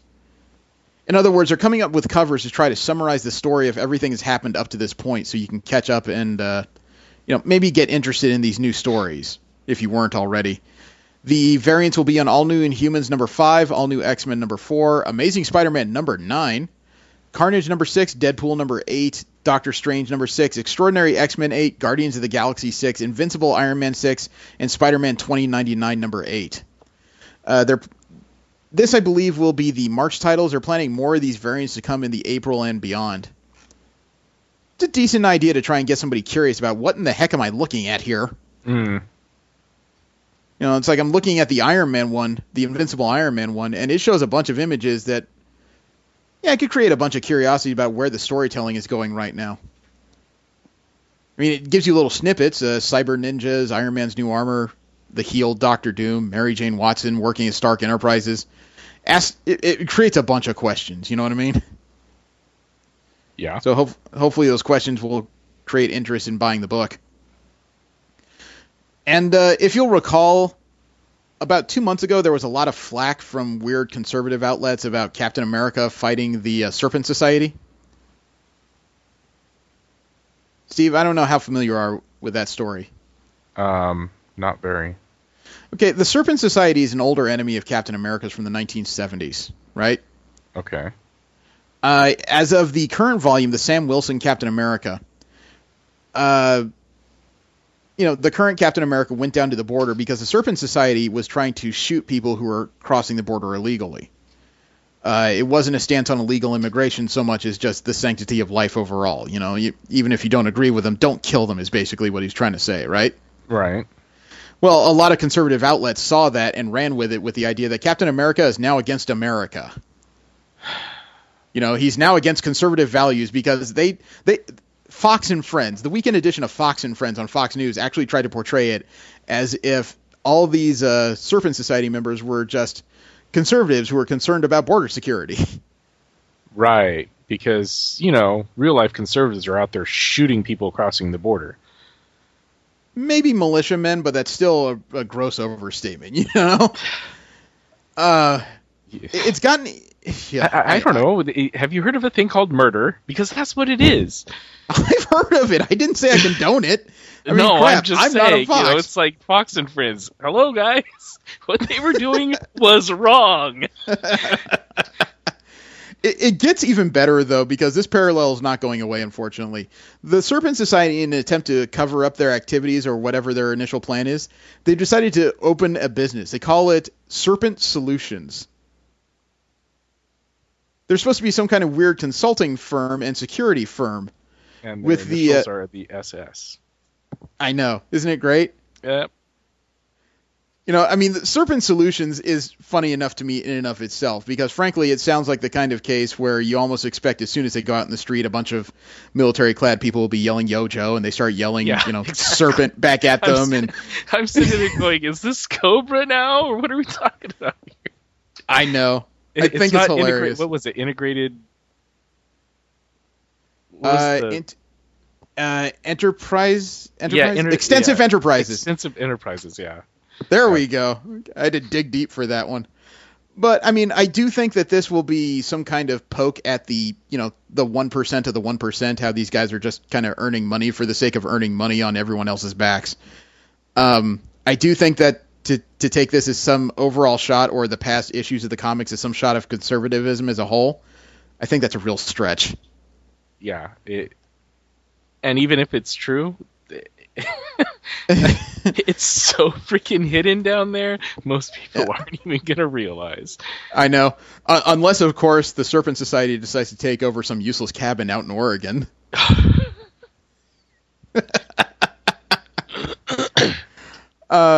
We found out... Jesse, are you still muted? Yep. Okay. We found out a while ago that The Mockingbird is actually going to get our first ongoing series. Mm-hmm. And a novelist named Chelsea Kane and the artist Kate Niemczyk will be telling her story. But they appear to be thinking rather deeply on this, because they're calling the Mockingbird an untapped well of complexity. Which is actually kind of a fair description of the character. Now, I've never actually put much thought into the Mockingbird other than I kind of missed the character in comics during a large segment of my life. Mm-hmm. But let's cover what she's done. Former S.H.I.E.L.D. agent, former security specialist, former Avenger, formerly ran her own security firm, former husband or former wife to another Avenger. Yep. Replaced by aliens, wandering around an alien planet for the better part of probably a decade. And now she's one of Spider-Man's top bodyguards. This woman's fucking scary. And she hasn't died yet. That's the thing. It's like, holy crap, this woman has experience. I know, I'm not saying I'd follow her around, because goodness knows, it sounds like things around her die left and right, but for frick's sake, dude. Quite honestly, she fits in pretty well with Spider-Man's world, but... Yeah, if she walked in a room, I have to walk the other way, because my life expectancy would drop to 0. But I gotta give the writers credit, man. I mean, they're right. The Mockingbird has been around more than, like, a lot of other Marvel heroes have. Oh, shoot, man. I look forward to that. But she's not the only Marvel character getting their own ongoing in this year, actually. Gwen Stacy's getting a book. Not Spider-Gwen, but actually Gwen Stacy? Yes and no. Okay. I mean, obviously, like you said, there's an alternative version of Gwen Stacy that has spider powers. They call her Spider-Gwen. In her universe, she's Spider-Woman. And that's completely separate from the regular Marvel universe, right? Right. Uh-huh. I don't know if this one is, because this one has been traipsing through the Marvel universe recently. Gwen Stacy from Secret Wars? No, even worse. It's a leftover from a sub-story in another comic. Let me explain. The Gwen Stacy from this universe died in the 70s. Right. Yes. Other than a bad story from the Spider-Man comics in the early 2000s, the character stayed dead, and a lot of people prefer to ignore the story from the 2000s, right? It was this complicated story where she survived and Norman Osborn knocked her up, and she had a pair of twins that aged really fast. It's really freaking complicated. Oh, God. Okay. Yeah. So for the better part of 4 decades, Gwen Stacy's been dead and buried, and is still dead and buried. The Gwen Stacy that's getting her own series is one we talked about 3-4 weeks ago. Uh-huh. The series is going to be called The Unbelievable Gwenpool. Oh, God. Oh, God. Oh, yes.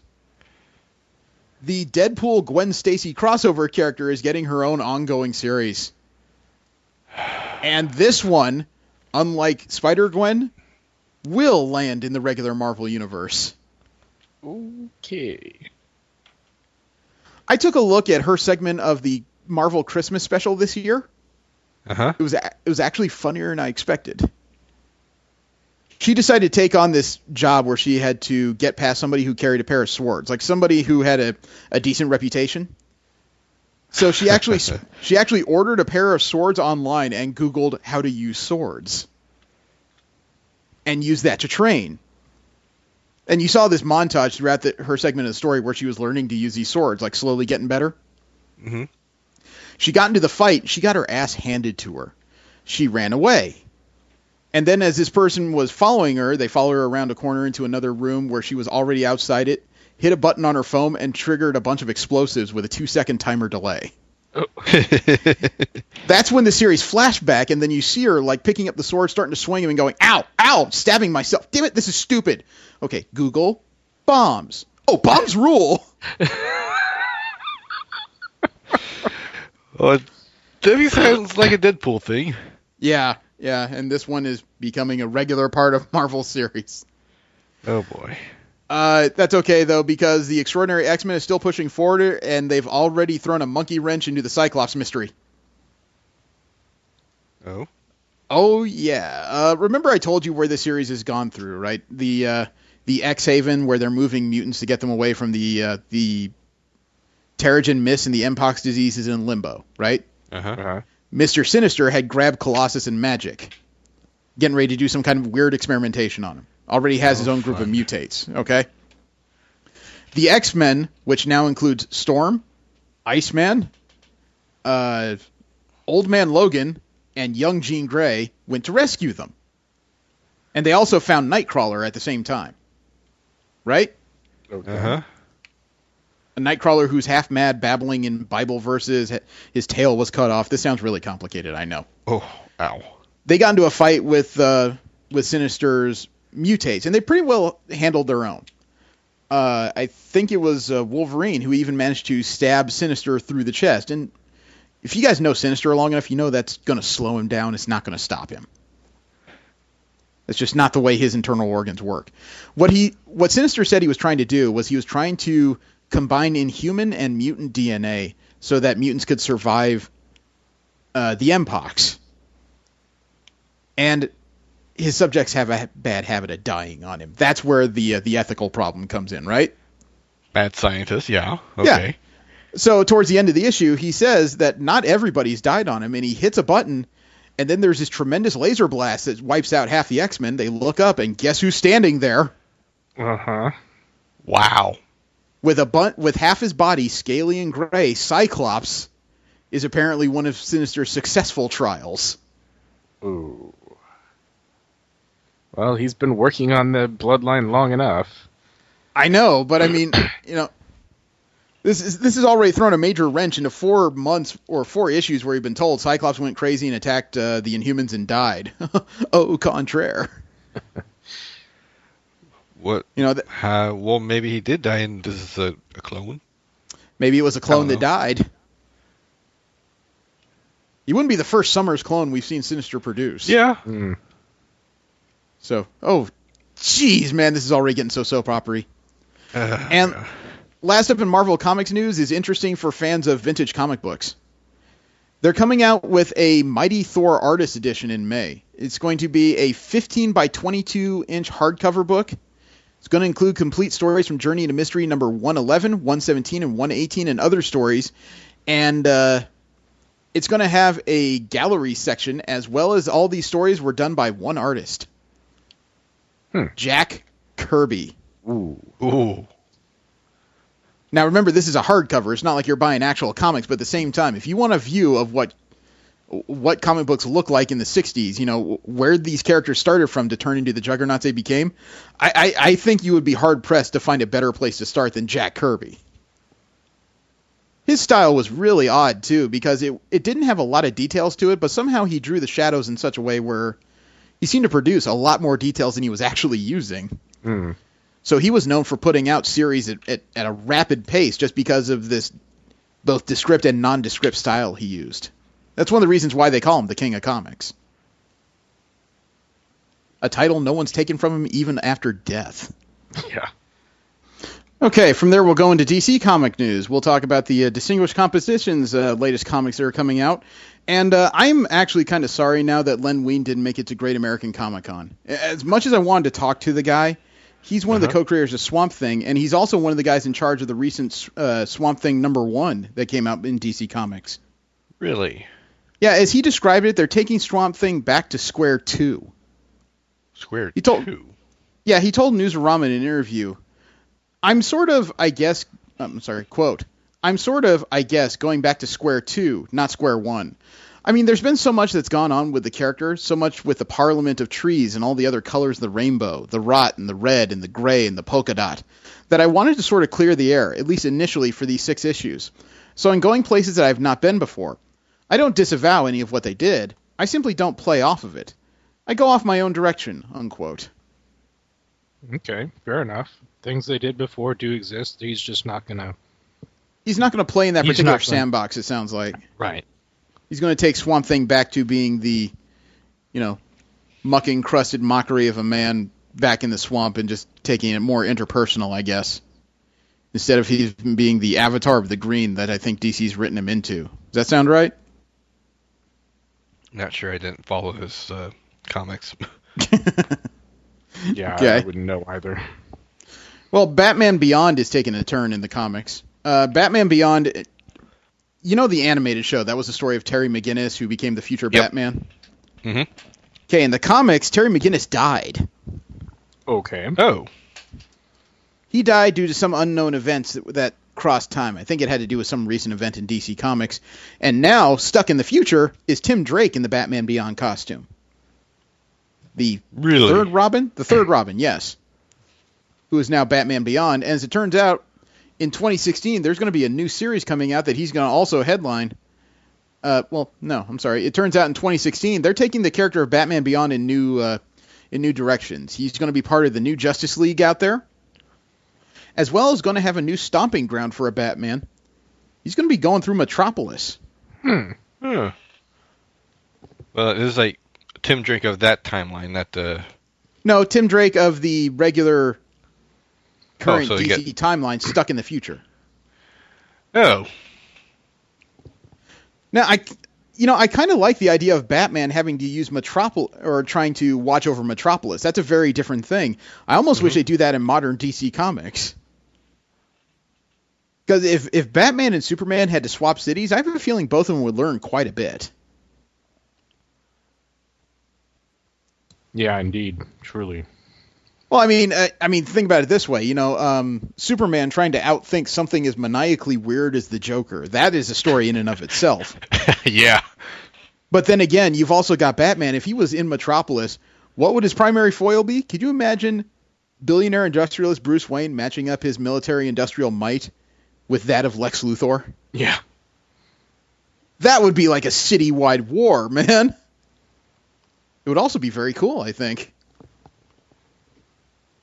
There was a recent issue of the Justice League that came out in the series. They're still going through the fallout of this whole Darkseid War storyline, where it seems like half the Justice League are dark gods.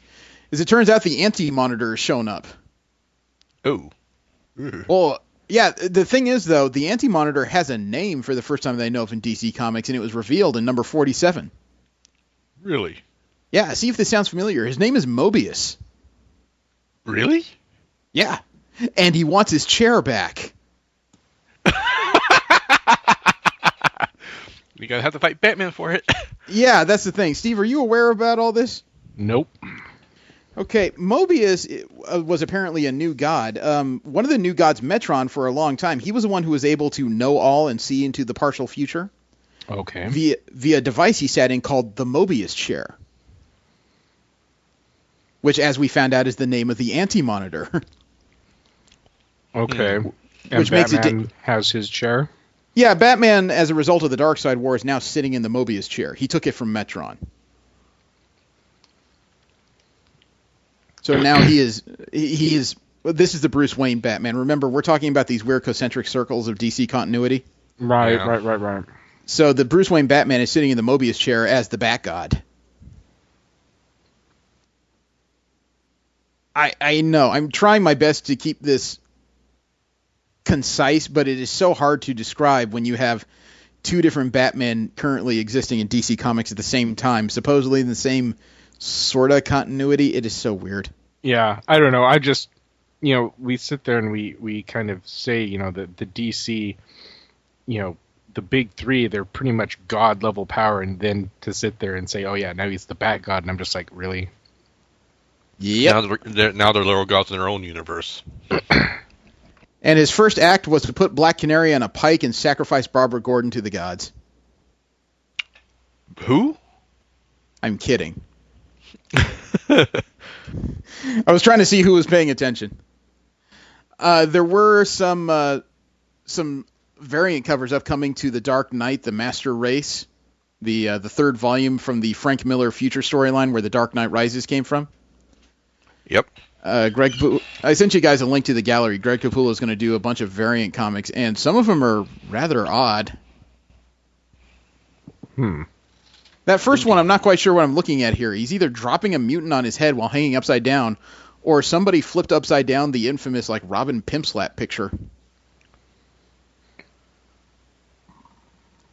The one of him clutching onto a dying Joker is interesting. But there's only 3 covers here. Yeah, that dying Joker, I think, is a run from the second Dark Knight. The last picture I'm not quite sure about. The way it's drawn, I know it's a black and white picture, but with the way the lines are coming through, it almost looks like Batman's chewing on his own face. I think he's been hit a couple times. He's bleeding. Yeah. Yeah, and under further inspection, it looks like bleeding, but like I said, it's black and white right now, and on first inspection, it almost looks like a strip of his own skin is in between his teeth there. It's really odd. Growing something on the side of his face. Yeah. Now, IO9 and James Whitbrook, they actually got a little bit helpful because they put together a short list about what has changed about the DC Universe recently. Which may be a moot thing considering we found out that as of March, Superman's getting his powers back and Bruce Wayne remembers he's Batman. You know what I mean? But this is kind of an important list, and I'm going to just read you the synopses because I think a lot of the people who follow the show are already familiar with a lot of this. 1, Superman is less super. Currently in the comics, he's lost most of his powers.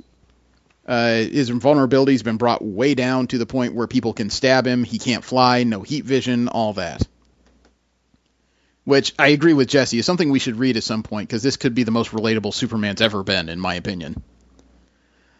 Change number 2, Bruce Wayne is not Batman. We also know by now that it's James Gordon running around in a gigantic 9-foot power suit. Wonder Woman is now the god of war. The Justice League is having a crazy time with Lex Luthor now imbued with the powers of Darkseid. I don't know how long that's going to last, but I hope it lasts. Wow, okay. You really don't remember that? We talked about this a couple times. I may have just, tuned out when you mentioned it. After Darkseid was killed during part of the Darkseid Wars, his powers just kind of float around Apokolips till they found a willing host, and that host just happened to be Lex Luthor. Oh, fun. Yeah. And the last part of the article, which is kind of funny, is they note that none of that will matter soon because, Superman's going to get his powers back and Batman's getting his memory back already, and it's all probably going back to normal around the time of Batman v Superman, which is in March, and coincidentally, Superman gets his powers back and Bruce Wayne gets back in the costume in March. So, holy crap. Oh, and then there's the fact that right now there are 2 Supermen. The Clark Kent from the pre-Flashpoint universe, his wife and his son, all exist in the current DC universe and is trying to do stuff in secret. Are you confused yet? Because I read that and I'm already a little bit lost. Having prior knowledge, I can keep track, but it's like, oh my god, really? Yeah, definitely need a flowchart to keep track of this. Last up in DC comic news was very, very nearly a WTF, but frankly, I was running out of room in WTF for this week. There is a panel from a recent Wonder Woman comic. It was an annual anthology of Wonder Woman Superman, right? Yeah. Oh, I'm sorry. There was a recent issue of an anthology. The annual for Superman Wonder Woman came out. It's supposed to explore the romantic relationship between Superman and Wonder Woman. It came out last week. It's all a bunch of short stories about the 2 characters exploring their relationship together. One panel has caught the attention of a lot of different readers, and I don't mean in a positive way. I'm going to send you guys the panel. I want you to see if you can pick out what is pissing off people right now. I've seen this article, so I know what the answer is, but I don't see if Steve can figure it out. Who's the one saving them? I don't know. Okay. But anyway, yeah, Pakistani a la, yeah. Yeah, the problem isn't necessarily with the translations. The problem is that the editor's note at the bottom of this panel, where some Pakistani characters are being grabbed by an unknown party, the editor's note says, quote, all translated from Pakistanian, unquote. Yeah, Pakistanian is not a language. Yeah, there is no formal language called Pakistani. According to the writers, there are several languages being spoken in Pakistan, including Punjabi, Pashto, Sindhi, Urdu, and Balochi. In fact, English is also an official language of Pakistan, just not as important as the others. There is no such Pakistani language. That has caused the internet to kind of really take a twist.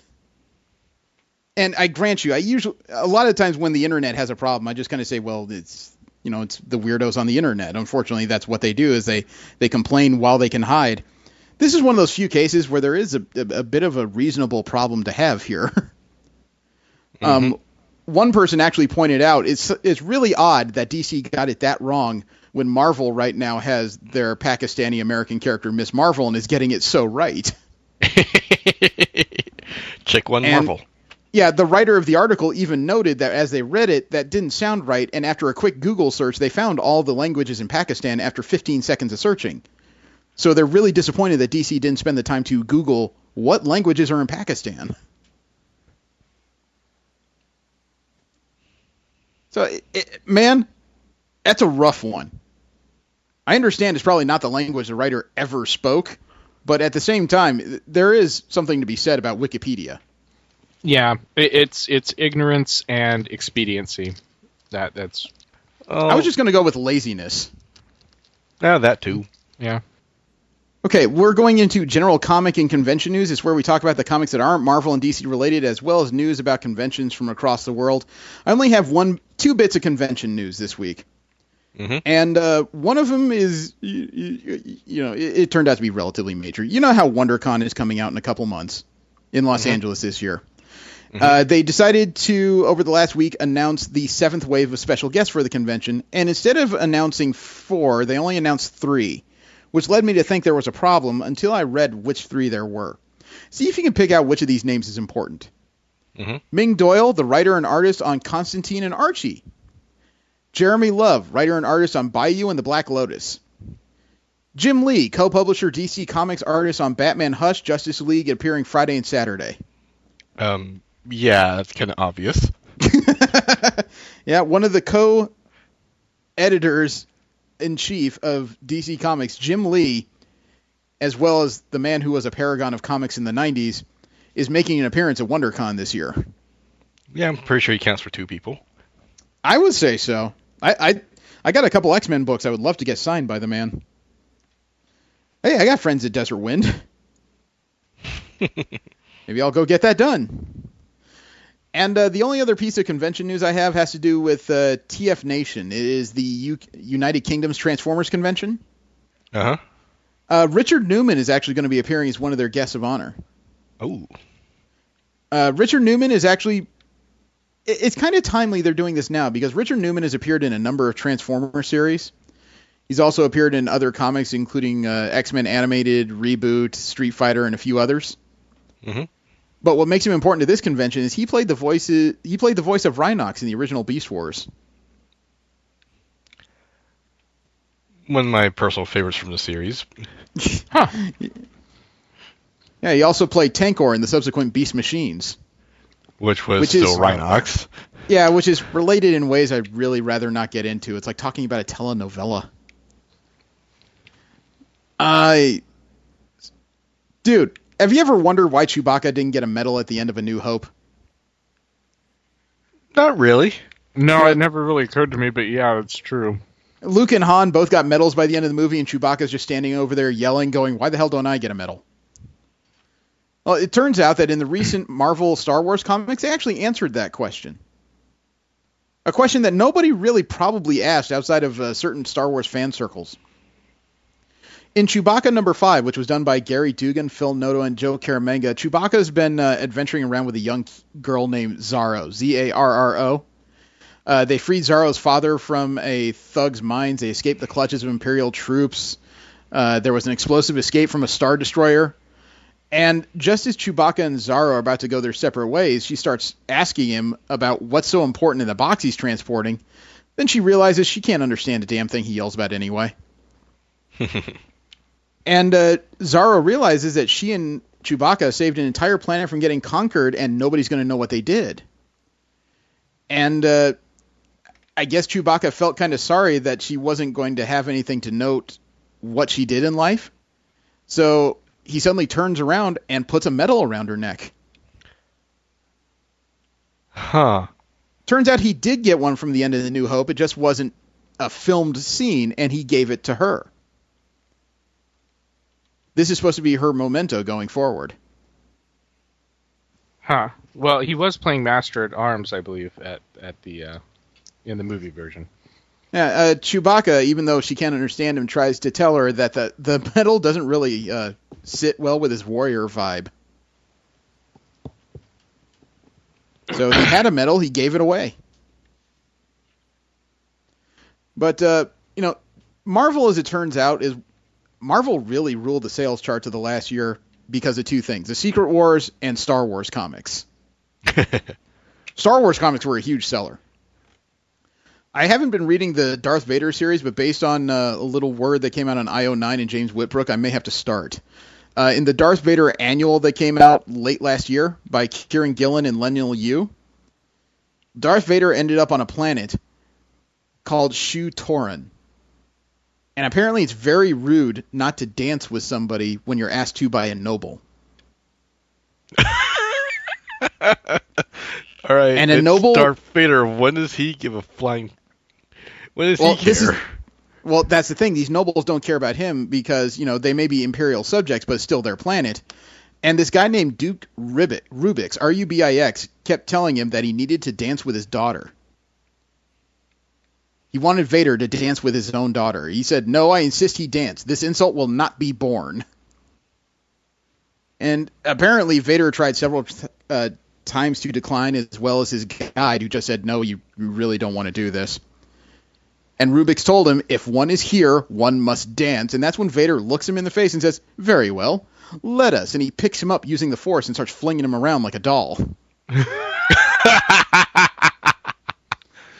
And when he drops the man, he looks around the room of stunned nobles who stare back at him, and all he says is, "Do any others wish to be my partner?"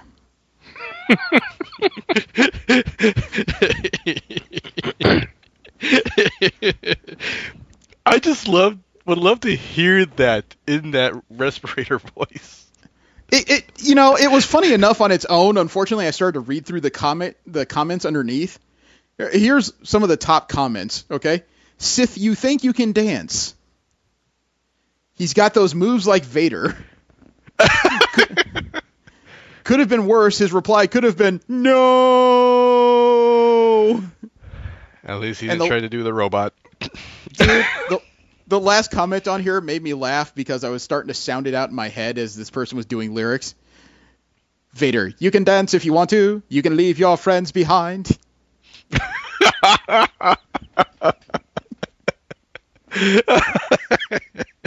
Bunch of jerks.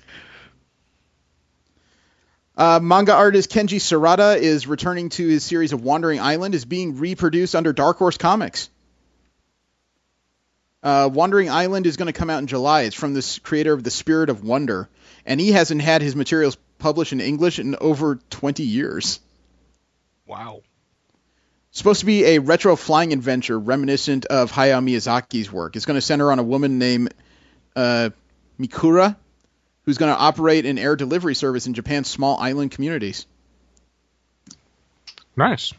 I approve. And last up in general comic news, have you guys been watching Con Man? We've talked about this net series a couple times. No, I haven't. Oh, I would recommend it. It's equal parts hilarious, and it makes me kind of embarrassed because I think I've come close to doing some of the embarrassing things they talk about in this thing at conventions. But I digress.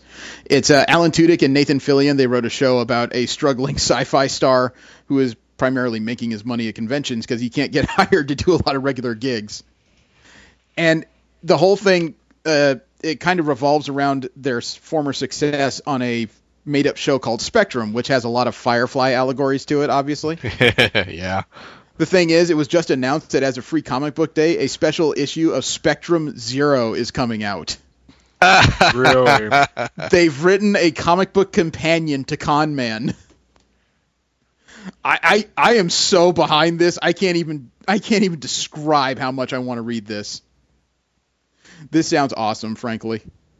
It's going to be written by Tudyk, too. Nice. Yeah, the guy's all over the place. All right, last up, we have our WTF corner. We talk about those stories from across the internet that just make you sit up and really ask what in the blue hell, man.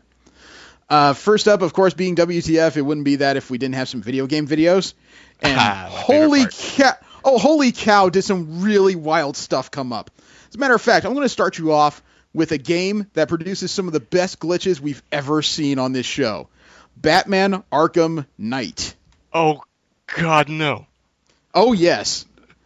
Don't give me Human Centipede again. No. Oh, no, it's even worse than that, frankly, and I didn't think it could be, because this glitch was hilarious. This came off the channel of user Danny Irizarry, Irizarry. The title kind of says, well, he actually didn't put a title on it. He just called it Batman Arkham Knight. And when I watched the video, I'm surprised he didn't come up with a better title for it, because I laughed myself dumb watching this video on repeat. It's only 11 seconds long. And I sent the video. There's Batman stalking one of those guys with the Gatling guns, runs up behind him, starts punching, and just keeps punching him in the ass. This man won't go down! And that combo just keeps climbing. I know. All I say is Buns of Steel? Dude, that's Buns of Kryptonite. He just ran up there and used his bat butt puncher, and it wasn't working. When I saw that video, I put it on repeat just because it was that hilarious to watch Batman run up to a guy, repeatedly punch him in the ass, and get no reaction whatsoever. Someone needs to make a GIF out of that. Just loop it. You know what? If there's a scene like anywhere like that in Batman v Superman, I would pay money to see that movie. He just runs up to Clark Kent, starts punching him in the ass, and nothing happens. The next video game video we have is one from a game we've never actually watched on this show before. Huh. FIFA 16, the soccer game. I think we saw one from that. No, we haven't had one yet, but this one got my attention. It's from the user Mr. Smiley Fella number 2, and he titled this one Demo Funniest Goal Celebration Ever. Huh. I know. How do you match up with Batman Butt Puncher? I sent the video. Okay, a goal was just scored. You see that guy running for the corner? Mm-hmm. He's the one that shot the goal. He slides right into the flag for some reason. What's wrong with his flag? And that guy just reaches in. It looks like he grabs his rod. The flag's sitting right up his crotch. It looked like a warning, didn't it? He gave himself a red flag. That looks painful. Oh, man. That's not fit for TV. Next up is a video from user NG3001. This is a Halo 5 video. And he just felt he had to share. This isn't a glitch so much as an epic play because it's one of those rare things that happens in Halo matches. Everybody tries for it. Very few get it. He titles this video Flag Assassination. There he is. He rushes up on somebody. Okay, punched him out. He's going for the flag. He's got it. And somebody surprised him. Nope, surprised you. Stab. Oh! Now, for those of you that don't play Halo, I know, he just knocked the guy in the ground with he swept his leg with a flag, took the butt end of it, and just stabbed it through his visor. Which has got to be one of the most humiliating ways to die, I would think. Yeah, he's got murdered by the guy who has barely any abilities. I know. That would piss me off as much as I'd have to clap. Yeah. Now, the next 3 videos I have are all Just Cause videos. Just Cause 3 videos. Okay. And this will be the end of our video game videos for the week. The first one is from user BaldGuy71. That's a great name. BaldGuy71. He calls it the Chumbawamba chair. Okay. I know. It makes you wonder what exactly that means, doesn't it? I get knocked down, I get up again? What? That's one of their more famous tunes, yeah. I sent the video. You'll get it. There's a hero. He's running towards the end of a pier. See that? Chair. Just somebody down on that boat. Yeah. Okay, took out the guy in a boat. And he's clear. And then for no reason, he just decides he's tired of looking at that chair. Shot it down, sits up. Shot it down, sits up. This chair will not go down. Shot down, sit up. And no matter how much he shoots it, the chair gets knocked around, but it keeps ending up on its feet. It gets knocked down, it gets back up again. Yep. So now he's thinking about this. Yeah, he put bullets in the bottom of the seat. It's still not going down. All right, let's raise the escalation. Yeah, there we go. Yeah, he's tired of this crap. So he pulls out one of those rocket booster bombs. This should do it. You would think so, wouldn't you? And it's ignited, and there it goes spinning, and it still won't fall down. That would start to get irritating. No, I would be determined to get rid of that thing. I would want that chair, dude. I want to start hitting people with it. There it goes. Would never die. Yep, went off the side. It's in the water, and it's still on its feet. Shooting at it underwater, and it still will not go down. Grenade! Gotcha that time, you bastard. Oh, wait, where'd it go? Nope, still on its feet. Oh, I was suddenly reminded of the old chair wins. Canadian cartoon, The Cat Came Back. I mean, how frustrating must that be? You can't kill a damn chair. Well, there are other invincible things in games. Yeah. Speaking of which, we have another Just Cause video. This one was by user Cutthroat Bill. And the title of this one is kind of self-explanatory. He just calls it, Whoops. Those are always fun. Usually. I sent it. There's a hero on some kind of, looks like a launch bay. Yeah. Grapples up about 3 stories. Oop. Bad guys. Punched him down. Punched him down. No, wait, still up. Shot him down. Okay. See that plane? Yeah. He grapples the plane because he's going to get a ride. Oh, yeah, but somebody's shooting at him. Now you pissed me off. Here, you can have the ride. And grapples into the plane. And there he goes! And he bounces off the tower. And the tower collapsed. And that guy just flew 551 meters. There. Oh, and then the guy starts coming back in right at the end. Yeah, you saw him coming back down. I keep trying to think about the force it would take to make a human being hit a tower hard enough to slice through one of the mooring posts there. That's just... And wow. I'm afraid... It causes a dead body. It made for a nice video, though, you gotta admit. Oh, this game kind of encourages that kind of silliness. It's fun. Well, speaking of silliness, I got one more video for you guys. This one came from user Team Cream, which, I say that out loud, and all of a sudden I'm embarrassed for reasons I can't quite understand. But it's our last video. It's also a Just Cause 3 video. And he titled this one, Perfect Balance. I sent the video. Okay, there you see the hero planting rocket boosters. He's just messing around. See that? I think I've seen this one before. I have seen this. Look at it spin like a demented firework. And somehow... watch. It just starts breakdancing. The boosters blow up. The box is spinning on a corner. And somehow he's managed to accidentally get it perfectly balanced on that corner. Yeah. If you ever pull that off in a game, don't touch it. Just enjoy it. Look at him slowly approach it, like even he can't believe he did this thing. What would you do if you accidentally did this? Record it? Yeah. Post it on YouTube? I think it's deserving of that, man, because you just broke game physics in a way I don't think anybody ever intended. We go over the hills from the east. I mean, you want to throw something at it, but you really don't. He keeps looking over at the NPCs. They're like, "Come on, guys, comment. This is cool."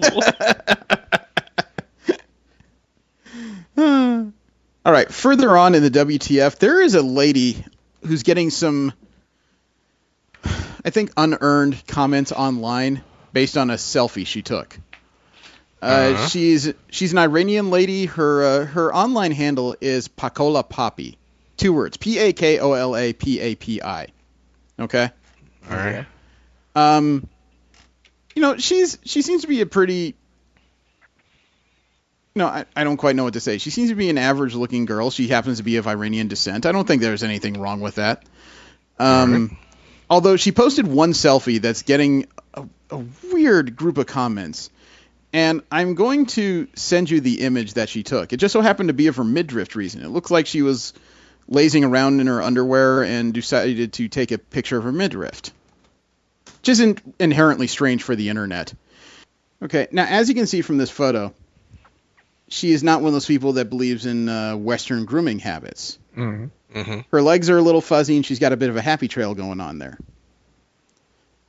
For those that don't know, a happy trail is the hair from, the navel down to the pubic area, right? Mm-hmm. Yeah. Okay, so that is what she does. That's what she believes in. She's getting a lot of bad comments online from people who say that she obviously doesn't know how a razor works. Shave, please. There's all this stuff about people basically wanting her to conform to their forms of human grooming, right? To which it's her damn body. Exactly. And I don't know where she was brought up in. I know she has an Iranian heritage, but I don't know what country she lives in. And frankly, I don't care because she isn't harming anybody just because she wants more hair on her body than most Americans do. I'm not going to speak for Europeans because I don't hang out there. Yeah. It is what it is. If you guys are that disturbed by it, don't look at the damn picture. I know. That always seems to be the part that I understand the least, when people just decide to comment not because they don't like anything, but because they have unconstructive criticism to make someone conform to their way of thinking. I mean, the easiest thing to do would be to scroll on. Just keep moving. And that works both ways. It's like if somebody sends me a bunch of comments or non-constructive, hate-filled nonsense, I just keep scrolling because, honestly, they were there, now they're gone. Yep. Not worth getting upset over. Not usually. There's another video, though, that I found, and have you heard of Jumpy the dog? No. Dude, this is becoming my thing. This came from the YouTube channel of Omar von Mueller. And he has a dog that obviously he named Jumpy. The thing that makes Jumpy different is that all of his videos on YouTube of Jumpy the dog generally have to do with Jumpy running through terrain, leaping over things with a selfie stick in his mouth. What? The perspective is so oddly different compared to what I'm used to. It's also kind of disturbing to look at this dog's head, and my perspective is perfectly static while the terrain moves around it. You guys want to see a 2-minute video of Jumpy the dog? Yes. Sounds interesting. Videoing his own adventures. There we go. I sent the video. That's a unique way to use a selfie stick. I think so. No, I sent the video. Trainingwithomar.com. There's a dog running with a selfie stick. Jumping over a barricade. This is such an odd perspective. I like the shadow of the dog and the stick. Leaping over some brush. His tail's going a mile a minute in the air. I know, he is so happy. I wonder if he thinks he stole it. There he is running across the beach. There's something oddly relaxing about this, isn't there? All you say is like, I can feel my head just moving with the selfie stick. It's not that his head's not moving, it's just I am still noticing the terrain. I know. Oh, into the beach. I know, right into the water. You wonder if this is the moment the dog said, you know what, you think you're so funny, I'm going to drown this damn thing. It looks like the dog is Jesus, doesn't it? He's running across the top of the water. It must be low tide. There we go. Probably.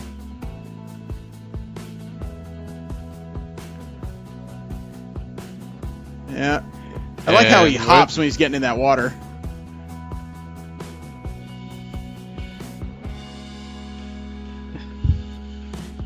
Wow. This is a really neat perspective. This is what it would look like if you could keep up with your dog.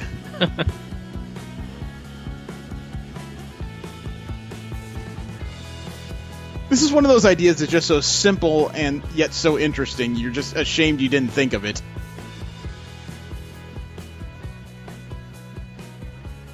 You think he ever runs by his master and accidentally just hamstrings him with a stick? Or some random passerby.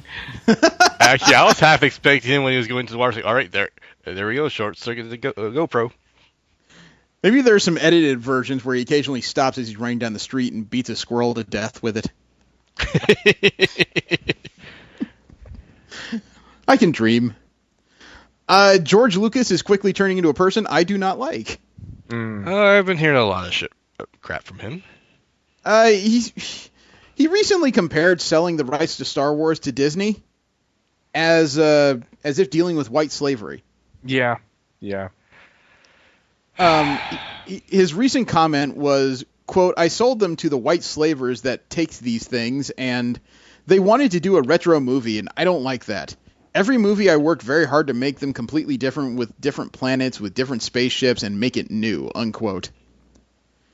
Now, this all stems from Lucas selling Disney the rights to Star Wars back in 2012. He sold them the entire company of Lucasfilm. And he said he had notes for a new Star Wars trilogy, and he was met with a different version of the franchise's future. Quote, "They looked at the stories and they said, we want to make something for the fans. They decided they didn't want to use those stories. They decided they were going to do their own thing. They weren't that keen on having me involved anyway, but if I get in there, I'm just going to cause trouble because they're not going to do what I want them to do, and I don't have the control to do that anymore. And all I would do is muck everything up. And so I said, okay, I'll go my way and I'll let them go their way," unquote. I mean, I understand if he still has stories to tell. If he wanted to tell them, though, that was his business. He could have not sold it. But to compare the whole thing to white slavery? Seriously, dude. Yeah. I mean, it's it's a bad obvious that he has strong feelings on the subject matter, but yeah, it still doesn't excuse. No, it's a rather insensitive comment, and considering I consider myself very non-PC, this still hits me in an uncomfortable place, let alone, if you're going to compare selling these movies and rights to Disney as white slavery, doesn't that make you the poor stupid schlub who was willing to sell his children? Pretty much. So, I mean, he apologized for it later, but only days after the comment came out and people started to react with, "Really, dude, what the hell?" And he has a history of making these weird off-color comparisons and comments that just don't make a lot of sense at the moment he says them. He always has to go back and either expand on them or apologize for them. I don't know. You're right. He had his chance. He made the first 3 movies and everybody loved them. Finally made the next set of movies and got a lot of hate on it and basically said, "Nope, I'm done." Well, if you're done and somebody says, "Hey, we want to buy this from you," and you say, "Oh, great, I've got these ideas," and it's like, "No, dude, we want to buy them from you. We have our own ideas." And you're like, "Oh, all right, fine, cut me out like that, but I'm still going to sell to you," and then go back and say, "Oh no, these white slaving bastards." What? I know, and you're right. He did mention after the second trilogy that things did not go well. He had plans for another trilogy and decided not to do it because he was tired of all the weird commentary from fans and everything, and he just decided it wasn't worth the trouble.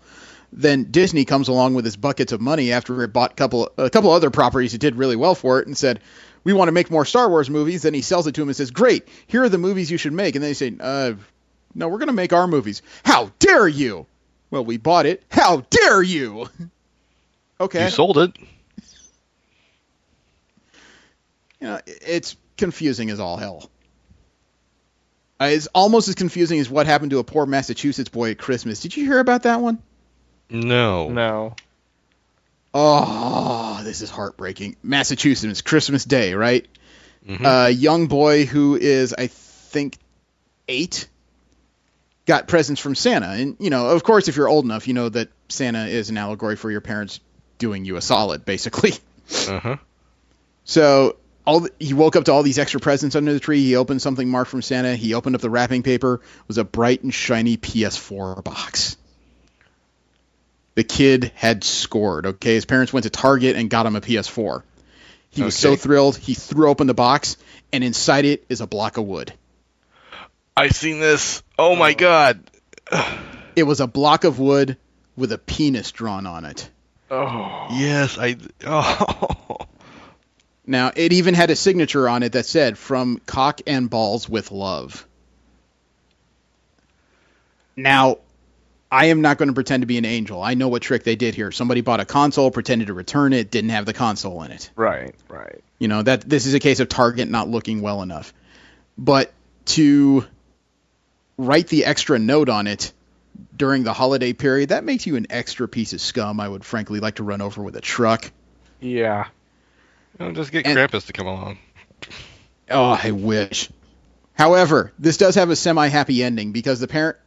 Now, understand, though, this destroyed the kid's faith in Santa. I mean, he basically lost the last bits of his innocence probably a year or two too early because of some Massachusetts a-hole who thinks he's being funny. However, I should go on to say that according to Fox, the parents said that the kid was just really broken up over it. They said, quote, "He's crying and he's upset and he's in the playroom by himself and he just wants to be alone. So at that point, I was crushed," said the kid's stepmother, unquote. They took it back to the Target where they bought it from, and Target actually did right by them because not only did Target give his parents a brand new verified PS4, they also gave him a $100 gift card and a copy of the full Uncharted collection. Nice. It's technically Target's fault for not checking the console on the return, but at least they tried hard to do right by him. They gave him an extra, nearly $160 of stuff they didn't have to. True. Weren't obligated to. How old was this child? I need to double check because the story doesn't actually go into details on that. He's young enough to believe in Santa. I want to say he's like 8. I don't know if I'd let him play the Uncharted series. It's one of those cases where, again, they weren't obligated to do anything. Right. Target tried to do something nice. Yeah. And look at it this way. It's something he can hold on to when he's a little older, at least. True.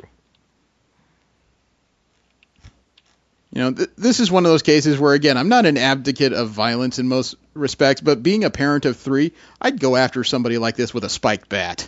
Mm-hmm.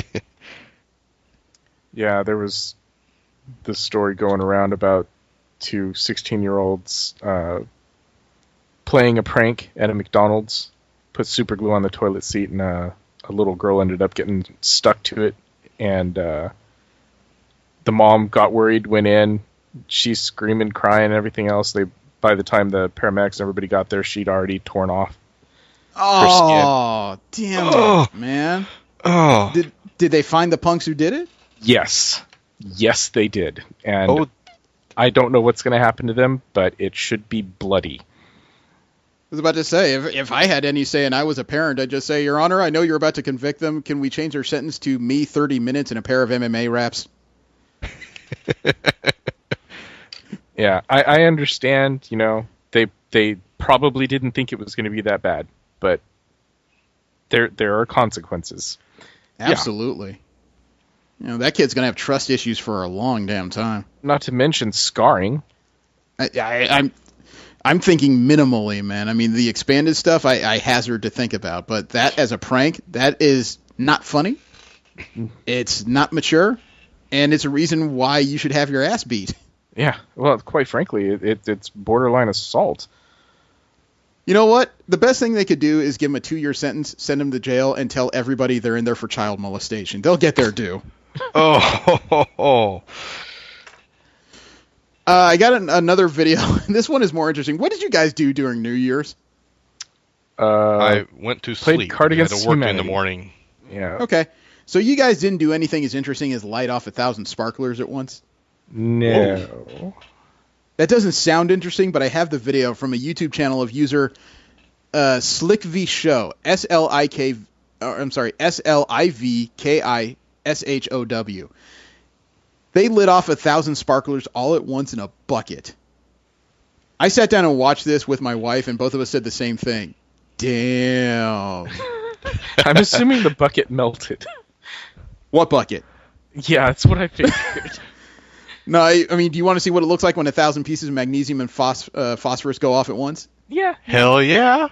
It's pretty cool. So I sent the video. Else decided to do it? Yeah, I sent the video. All that is shown in this video is very dangerous. It is forbidden to repeat, but you can enjoy it. Why is... Okay. See that? This is 4 cases of sparklers. And a couple cats. Yep. 50 kilograms. Basically, they beat up some poor fireworks vendor and stole his store of sparklers. I love that he's actually explaining what's going on. Well, that's honestly what you should do, because the more you explain it, the less likely somebody's going to try and replicate it unsafely. Rewind tape will not succeed. We had to sacrifice a large pot of sand on the bottom. Hoping to save from hellfire, they wrought it from the inside with foil and placed the bottom of the carton shrouded in the same foil. That will not help. Oh, they left the cat in there? Dude! No, they didn't leave the cat in. They've almost possibly creating thermite there. Yeah, look at that pot. It is rim to rim with sparklers. We've secured our warhead and we arrived at the familiar place and enjoyed the wonderful weather. Warhead. Oh, this is Mythbusters worthy. Yeah. They have 2 fire extinguishers. Fire extinguishers. I don't think that's enough. Good on them for at least thinking that far ahead. Equipment installation took half an hour. We had a huge selfie stick with we hitched a small camera. See everything from the height of the flight of the swallow.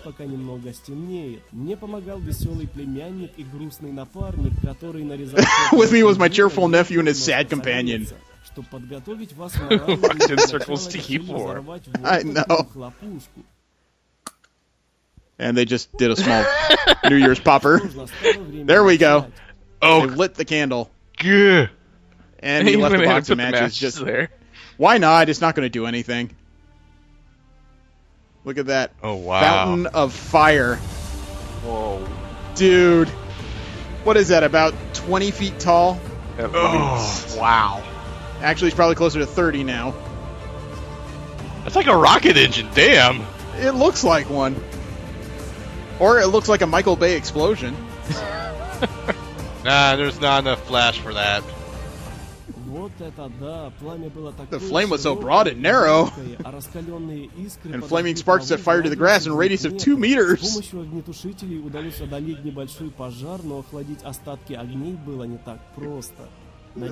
it wouldn't go out initially. Water's not going to do anything. No, but look what's left. Really? It incinerated the pot? It did. Yes. That's a cast pot, not plastic. Nope. So I guarantee, no matter what any of us did New Year's, Disney, video games, work, none of us were that impressive. No.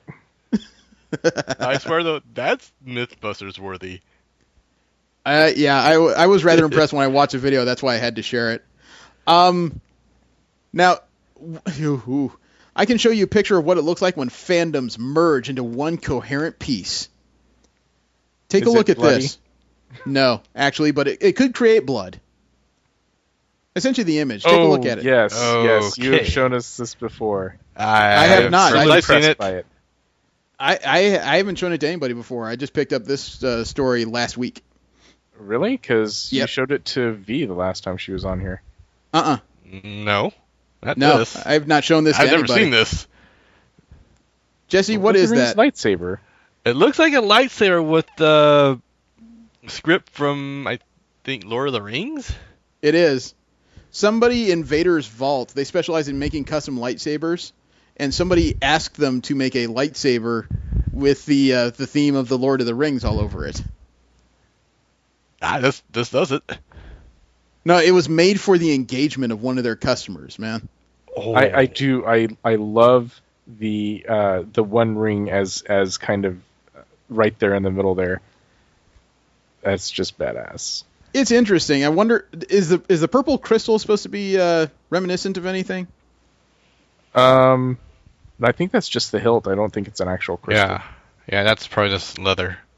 Well, no, they put a crystal inside it. There's a secondary picture that shows the supposed holocron crystal they used in it, and they chose purple.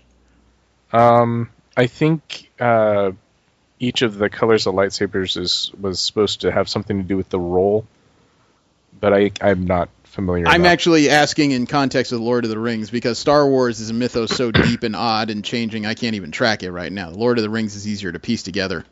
Not as far as I know, other than, purple looks kind of evil. I don't know. Unless you're Disney, then it's green. I wonder how much this thing cost. I don't know. But I'll be honest, it's more in the crafting than the actual materials, so... Probably.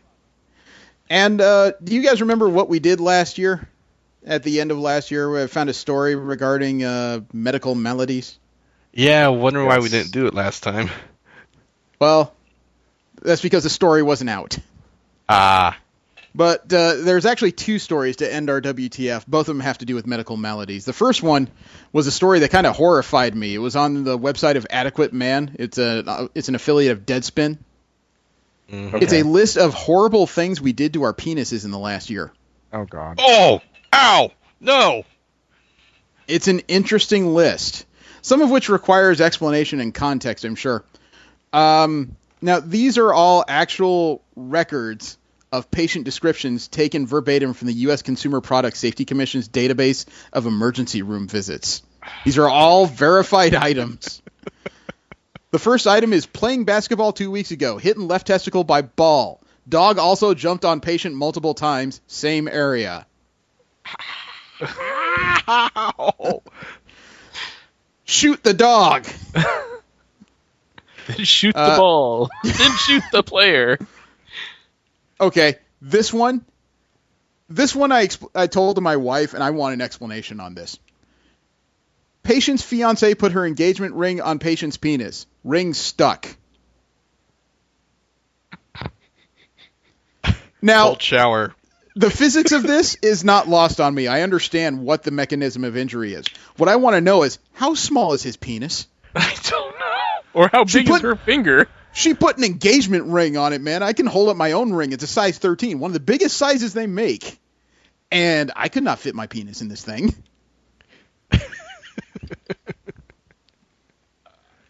They don't talk about... a cock ring is not a fucking engagement ring. It just doesn't work that way. Oh, yeah? Well, how about this? You know those grip vices you use to strengthen your grip? Saw a lot of them like in high school and stuff. Uh-huh. Get this. Item number 3, using hand grasper to masturbate, and it got stuck at the base of the penis. Oh! What? Ow! Ow! That's not how you're supposed to use it. Ow! Either one. God. Actually, you think that's ow? The next one made me go ow. And I tried to quantify the stupid, I just can't. Stuck a wire into penis and cut tip of penis open with scissors trying to remove it.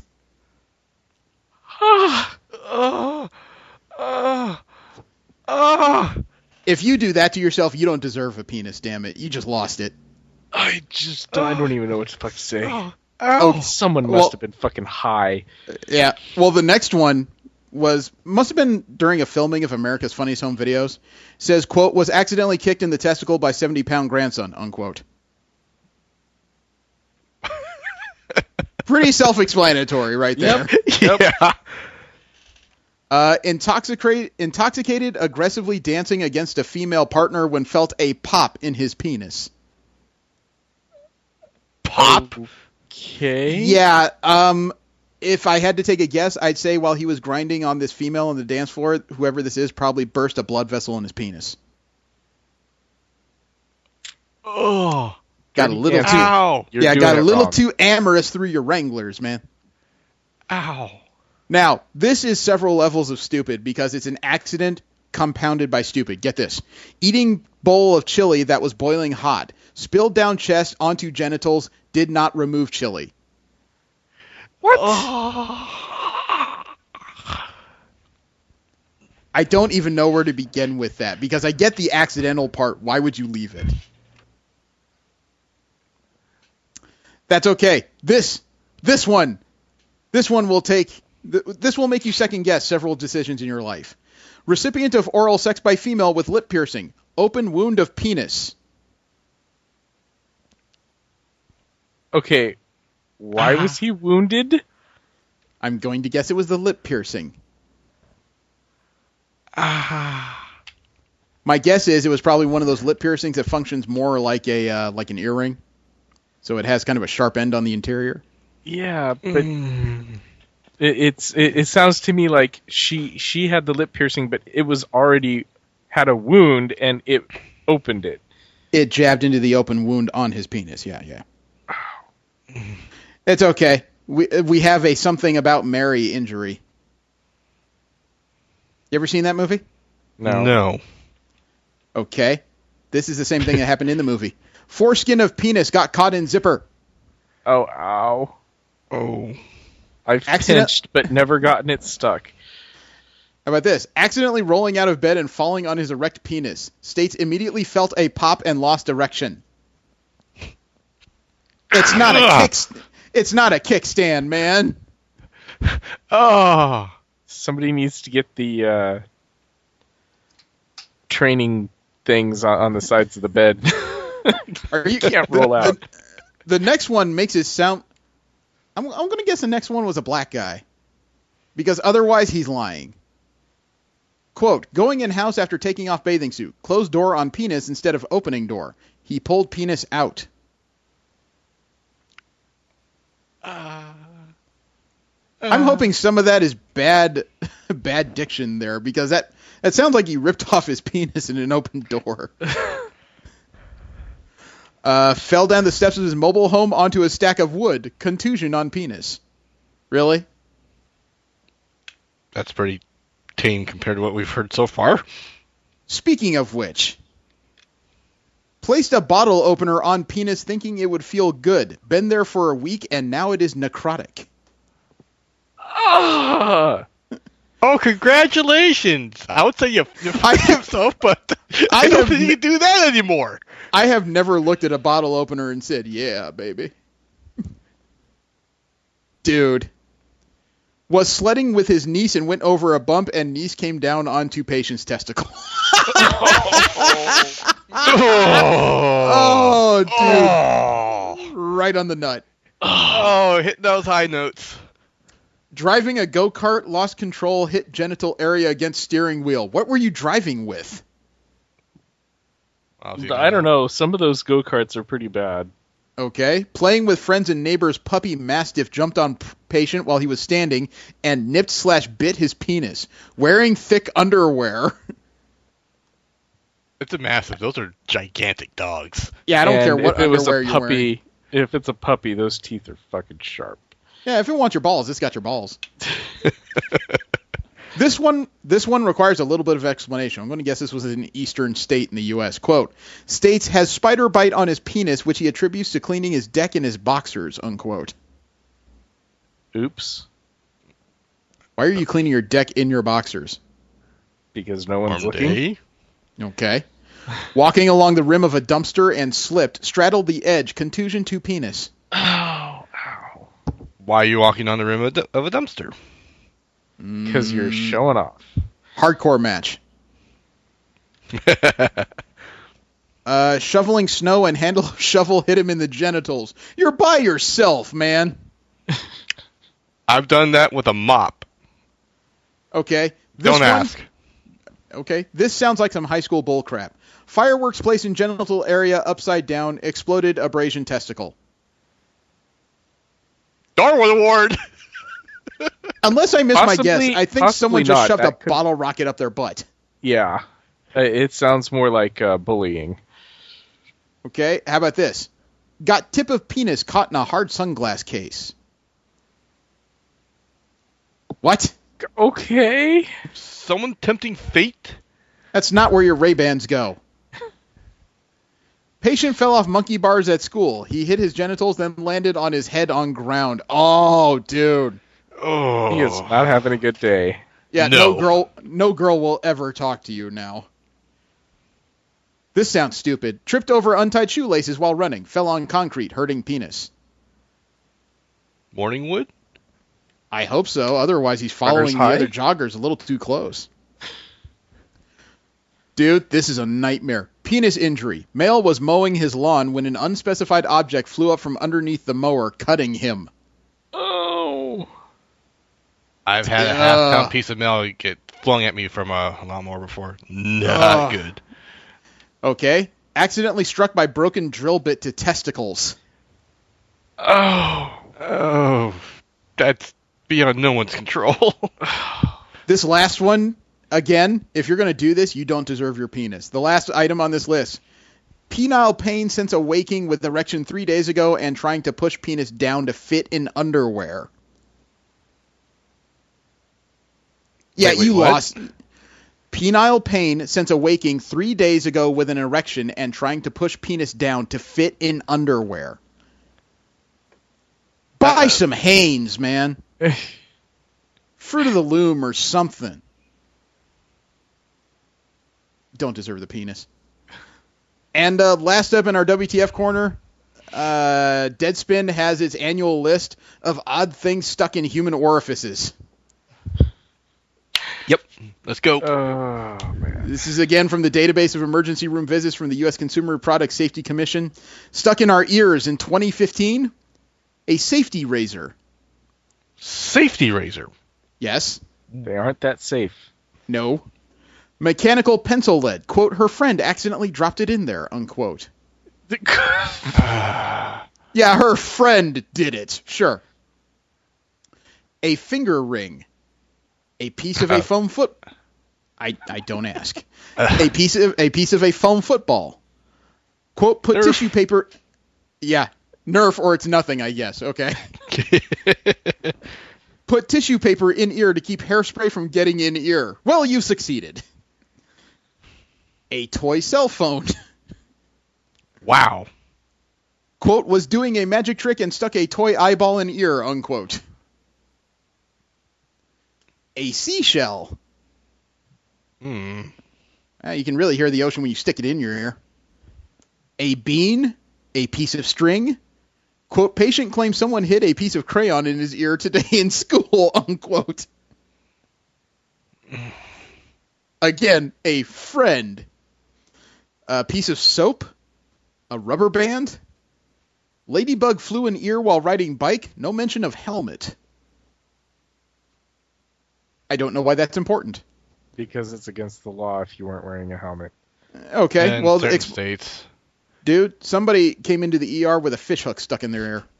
Oh! Wow! That was a bad cast. That was rolling a 1, okay? You really screwed it up then. Let's see. Quote, someone threw a BB and it landed in patient's ear, unquote. What? Okay. Shot? No, bullseye. There we go. Yeah, we'll go with that. A toy sticky hand. Potpourri. Why would you have potpourri in your ear? Got in a fight with his sibling and it was handy. Damn you and your druidic powers. Plastic raspberry from a floral arrangement. Quote, had lead from a pencil in both ears and a piece of blue paper in left ear, unquote. You afraid the teacher's going to find your crimp notes? Let's see. Grass. Gasoline. A rosary bead. Gasoline. Rosary. A rosary bead. Okay. A knitting needle. Ow. You fail. Quote, patient states roach was in ear. Stabbed it with pin. Sustained perforation of tympanic membrane, unquote. Oh, yeah, the roach was trying to run away. Dude, that means there was a roach in his ear. He saw this blade coming and just went, oh, ha-ha, missed. Ha. a Lego, a piece of a chopstick. I love the next one. Quote, 12-year-old male states that last evening he stuck a plastic BB into his ear just because, unquote. Just because. Yep, kids do that. Yep. A piece of a Bluetooth earpiece and a small red battleship piece from the game. I did that once. Yeah, now the list of things that were found in the nose was not as long, but it was about as odd. Tinfoil. An orange pom-pom. An orange pom-pom. I hope they mean one of the mini ones and not one of the full-size ones, because that's a whole different thing. Yeah. Candle wax. Huh? A little too close on that sniff, man. Yeah. Quote, was playing with a balloon and it accidentally popped and a small piece went into his nostril, unquote. Wow. Bates didn't like you today. Nope. Let's see, a hair tie. What hair was he tying? A doll's shoe. A Halloween decoration. Quote, while attempting to do magic tricks, stuck a penny up nostril, unquote. Wow. That's not magic. That's not magic. Pillow stuffing. Sponge. A screw. Ow. A toy car wheel. A peanut. Legos. A peanut. The guy stuck a peanut in his nose. Hopefully it wasn't salted. Okay, I would love to know what doctor had to write this next one up. Quote, was found in bathroom stuffing toilet paper up nostril, unquote. Must have had a gusher. That means somebody else came across some third party. You just said, what the hell are you doing? It's going to come out. Modeling clay.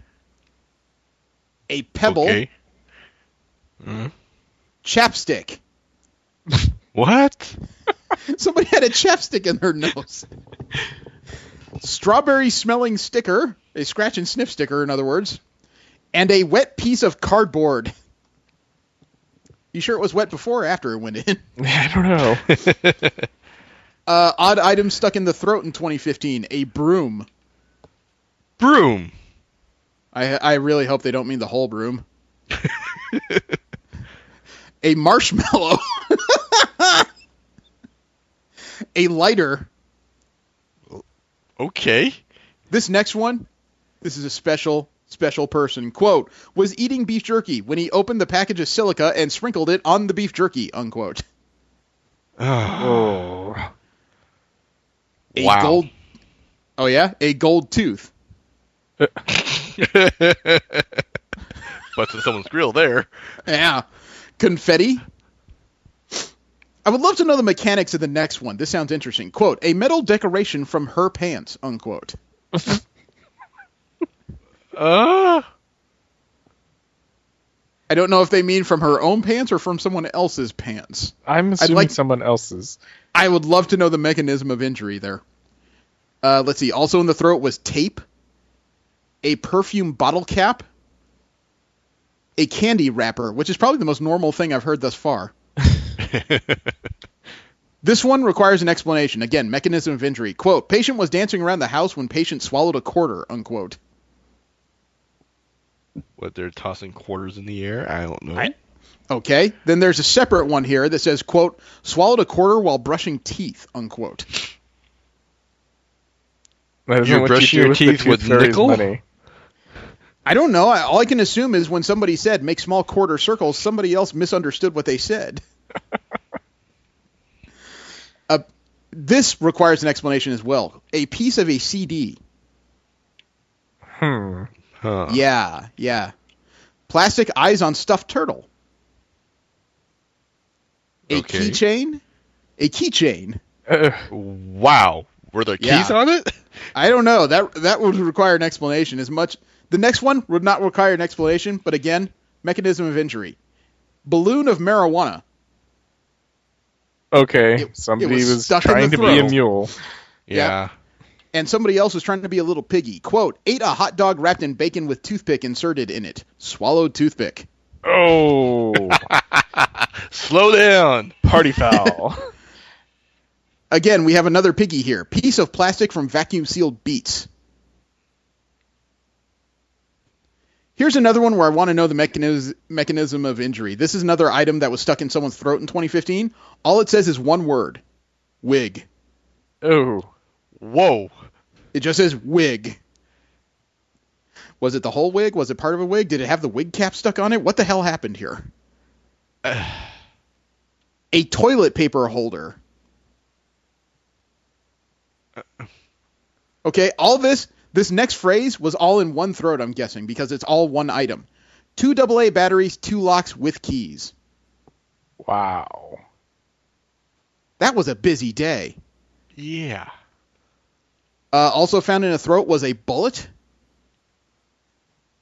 Okay. And the last one in this list of things stuck in people's throat in 2015, quote, drinking from a soda can, swallowed a bee. Bee stung patient in throat, unquote. Ow. Dude. Ow. Hopefully he's not allergic. If he wasn't before, he is now. Let's see. Things stuck in the rectum in 2015. Again, these are all items from actual emergency room records. Quote, thinks he has a toothbrush case in rectum. Doesn't know how because he was drunk, unquote. You know, that's when you know it was a good night. Toy baby bottle. Glass bottle. Glass. Yep. Oh, this next one is good because, again, mechanism of injury. Quote, thought someone was after him, so he put plastic bag/pill bottles up rectum, unquote. Mm-hmm. Yeah. Maybe you should try those meds instead of putting them up your ass. Okay, this next one, I would like to know what the thought process was because I don't understand how this goes together. Quote, crayons and coins, unquote. Had to have been a kid. I would hope so. The next one, though, you might be a gamer. Dice. Dice. Either that or he was cheating. He's holding a couple 20s in reserve just in case. Let's see. Handle of toilet plunger. Dude, you had a bad day. Oh, man. Wow. Toilet brush. Which end? I don't think it matters. No, it does matter. No, it does matter. It does matter. It does. Because if it was one end or the other, there's a difficulty rating that goes from about 2 to 10. And then if you do it sideways, dude, that's a 12. This next one is a phrase. Quote, 7-year-old male watching a video involving aliens rectal probing people at home. Decided to try it. Put plastic toy screw in rectum, unquote. At least it was plastic. Are you kidding? I read that and I just said, did you not see the sign that said parental guidance is suggested? He was watching a documentary on anal probing. By aliens. Parental guidance suggested. At least show him how to do that. I think he was.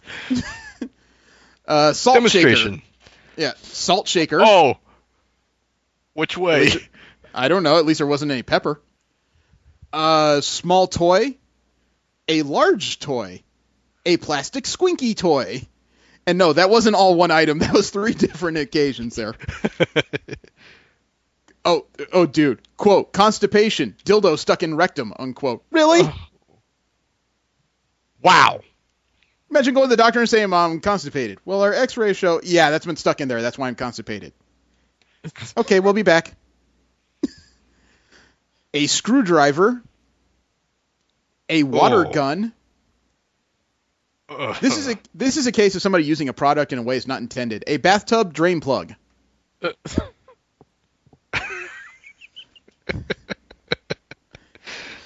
A bobby pin. Oh. What are you trying to hold open at that point? A large elastic string.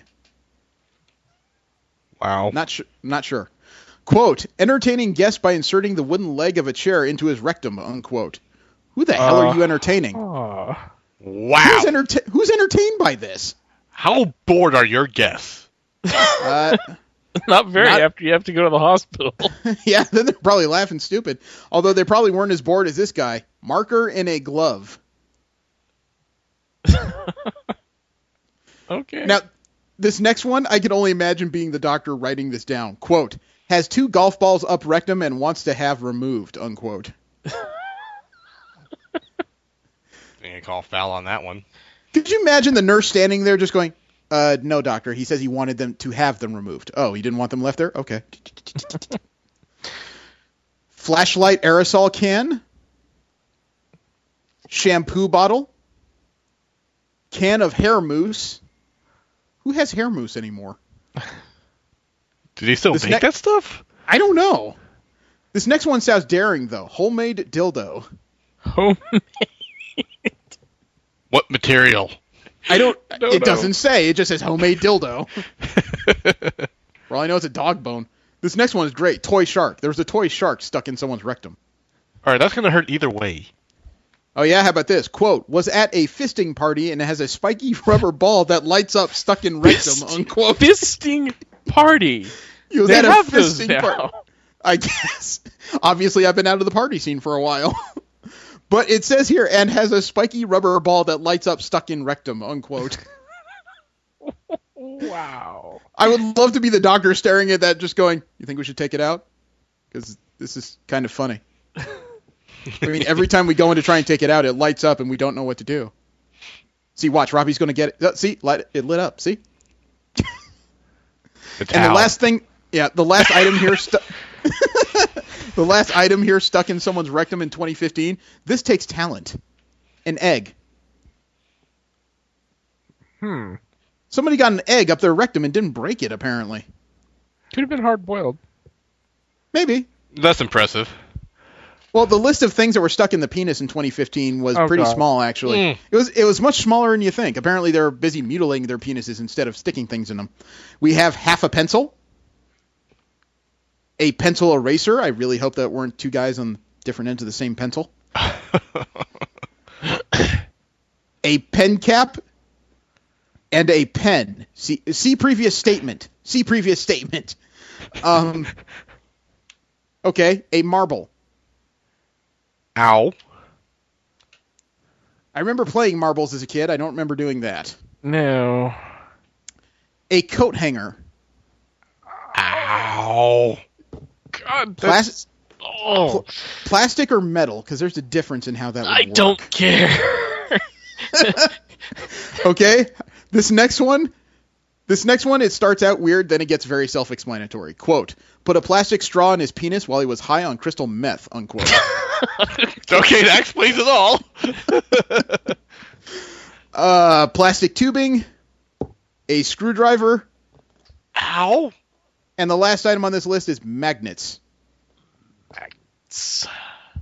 If I put enough of these in here, I can control metal and become Magneto. What the hell, man? I don't and know. The last part of this list is odd things stuck in vaginas in 2015. Yeah. And boy, oh boy. A makeup brush. What were you freshening up? What? This one had to have been a young person. Folded up paper cup and stickers. Mm-hmm. Cell phone. Okay. It had to have been set to vibrate. It had to have been. Yeah. Husband's penis ring. This comes back. That one actually made it's a modicum of anymore. Yeah, that one made a little bit of sense, just a little bit. But at the same time, that goes back to how big was that penis? A perfume bottle. That's that's not what that's for. It's not what that's for. This must have been a bad month for this person because one of the things on this list is 2 tampons. Ooh. Dude. Plastic toy spoon. A makeup sponge. This next one is great because it's the item with the explanation. Golf ball. Quote, wanted to do pelvic floor exercises. Unquote. What, you land on, or is that part of the routine? I think you're supposed to put it in there and then grab it with the interior muscles. Yeah. Oh. Yeah. The next one was festive. A jingle bell. Okay, Prancer. Which technically... Oh, it's funny you bring that up, because the next item is piece of plastic reindeer.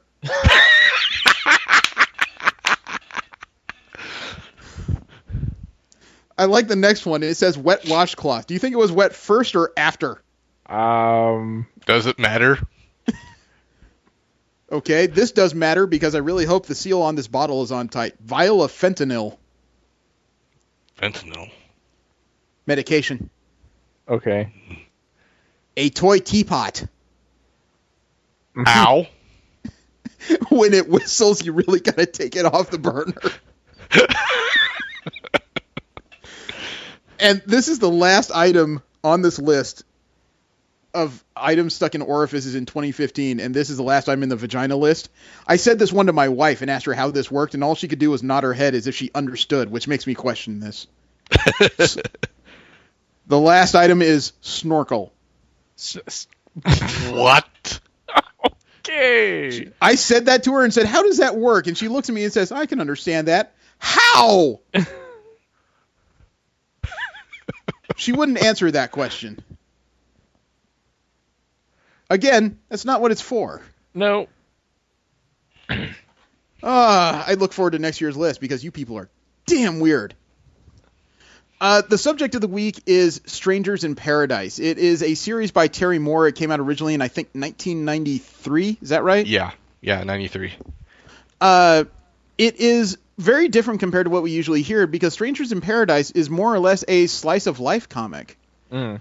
It centers around the adventures or misadventures of three individuals.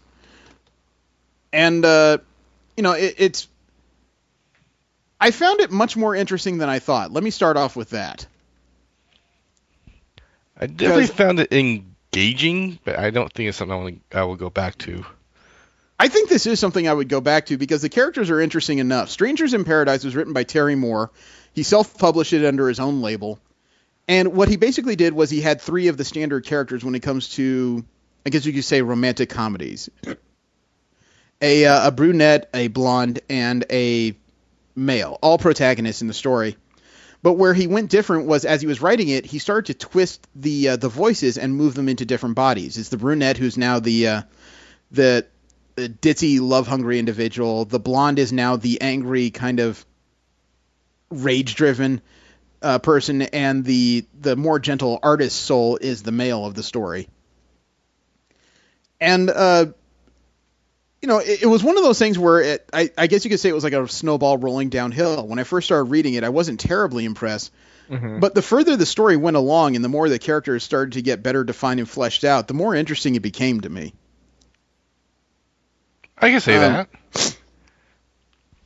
A lot of the early story has to do with Francine, or Francie, the brunette in the story, dealing with her pretty horrible breakup. Yeah, a really bad boyfriend. And her roommate, Kechu, who is I don't know if she's a Czech native, but she definitely has a Chechen name, who is the angry blonde of the story. The prototypical angry blonde in pop culture, as it's been described to me. And it is interesting to see her take on a very defensive role, as well as, considering this is the early 90s, this probably would have been one of the first stories where one of the main characters was a gay character. Mm. The 90s still was not kind to gay culture way back when. Mm-mm. So, and in the middle of the first issue is when you meet Dave, the artist individual who's interested in the angry blonde. And things did not work out terribly well for him in that respect. No. I like the juxtaposition of the voices. It kind of reminded me that, when it comes to people, just about anything is really possible. Yeah, if I hadn't already heard it explained as far as okay, I took these archetypes and just rotated it, then I would have just thought, oh, interesting characters. And then I thought, oh, interesting characters that he, did this to make, and I'm like, okay, that showed some real thought into that, but even still, yeah, they work. It works incredibly well. The art style, at least in the initial first 3 issues, is not something I typically go for, but I thought the writing more than made it up for my dislike of the art. Yeah. I mean, and honestly, some of them were really well drawn, and I totally... And then other times I'm looking at it going, okay, he must have been in a hurry or something, because I couldn't even recognize the characters except, just process of elimination. But yeah, even in the first issue, the way they looked from the beginning of the issue towards the end, you can almost see the progression of the artist as he starts to get more and more familiar with the characters and more comfortable drawing this particular book. Mm-hmm. And by the end of the first issue, his faces were getting really expressive. He was doing good with perspective. You could tell when somebody from the perspective of the reader is supposed to be lean back or lean forward or in an awkward position. He did a really good job. I don't remember who did the art in this section. I'm sorry. The copy I have doesn't have a whole lot of credit information. I'll have to go back and look that up. I mean, what were your opinions on this book? Because I was kind of surprised on how much I liked it. I was very confused when I started it. I wasn't quite sure where it was going. I got the whole tie-in to the Strangers in Paradise, title and whatnot. It was right there in the opening page, but yeah, I wasn't really quite sure, where it was going. And then I was like, oh, okay, slice of life, okay, no problem. I've read mangas and so forth that do this, and I ended up getting kind of drawn into the story. I mean, it was somewhat of disbelievable events at certain times. She pulled out that meat carver, and I was just like, oh crap.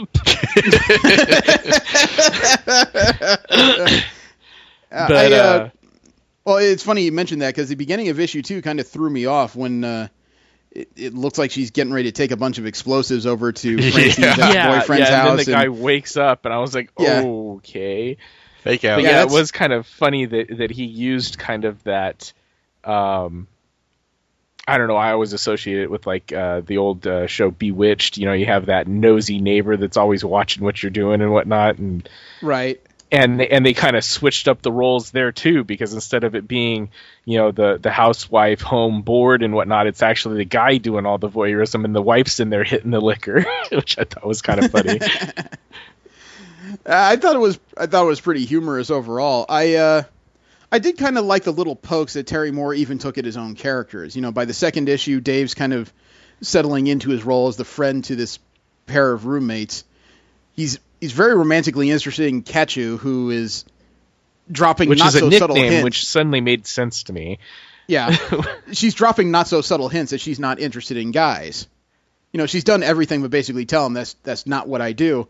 And he looks at her art in the background, and all of it is of these muscular, ripped, kind of Adonis-style male figures. And even she has to look at the pictures and go, wait. Yeah. Like I said, I like how Terry Moore even pokes at his own characters and show that they have these foibles. They're not perfect archetypes of any sort. They have interesting mixtures of characteristics that make them more believable, because they all have these weird character foibles that makes them imperfect beings. Yeah, I'm the one I'm least sold on right now is Dave, but you really haven't seen, he's kind of in the background helping out, but you haven't really seen what his life is like. Yeah, I don't know about background. He's kind of on the peripheral. He's still finding his footing while he's flirting with Kachu and then discovering more about Francine as things go along. Right. I mean, we see that he's emotionally complicated, and he seems to be one of those individuals that's very into love. I'd say that the voice coming out of Dave was probably originally meant for Francine. Right. But, it doesn't make him unbelievable in any respect. To me, it just makes him more interesting, because he is the fish looking in through the bowl, trying to understand where he fits into all this. Yeah. And think given the other two personalities, it would be a little hard to fathom. Yeah. I mean, going forward, you see how Francine pretty much, she gets back at her boyfriend. She starts, well, it kind of cuts to the quick. I mean, we saw how Kachu kind of threatened her ex-boyfriend with the help of a very burly, hockey-playing lesbian. Or is it roller derby? I don't know. I'm not sure. Either way, it was impressive. I mean, she threatened him with a gun. She slapped him around a bit, made him take off his pants, and then painted him up with clown makeup and hung him up in a storefront. With a magnifying glass. I know. That was rather impressive, actually. Yeah, and then when the cops show up to arrest her and they're like, attempted castration, and she's like, yeah, imagine my surprise when I didn't have to, and he's just sitting there going, tell them you're joking.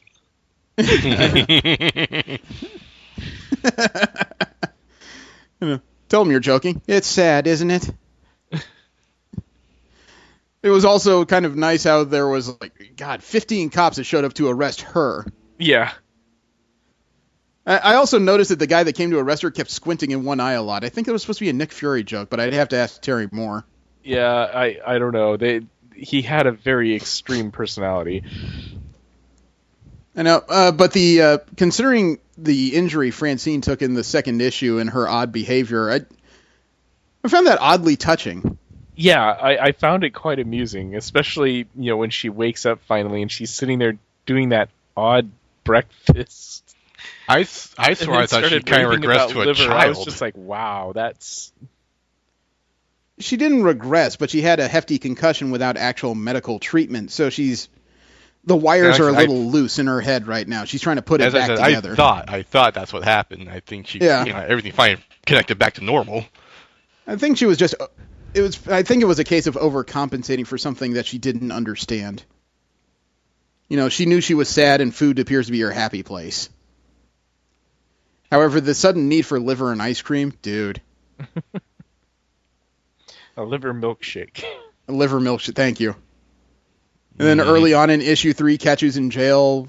Fat Guard tries to get over Amorous, and by the time the detective comes out, he finds her sitting on top of the guy, pulling him back by the nose. Yeah. And then she curb stomped him. Yeah. Yep.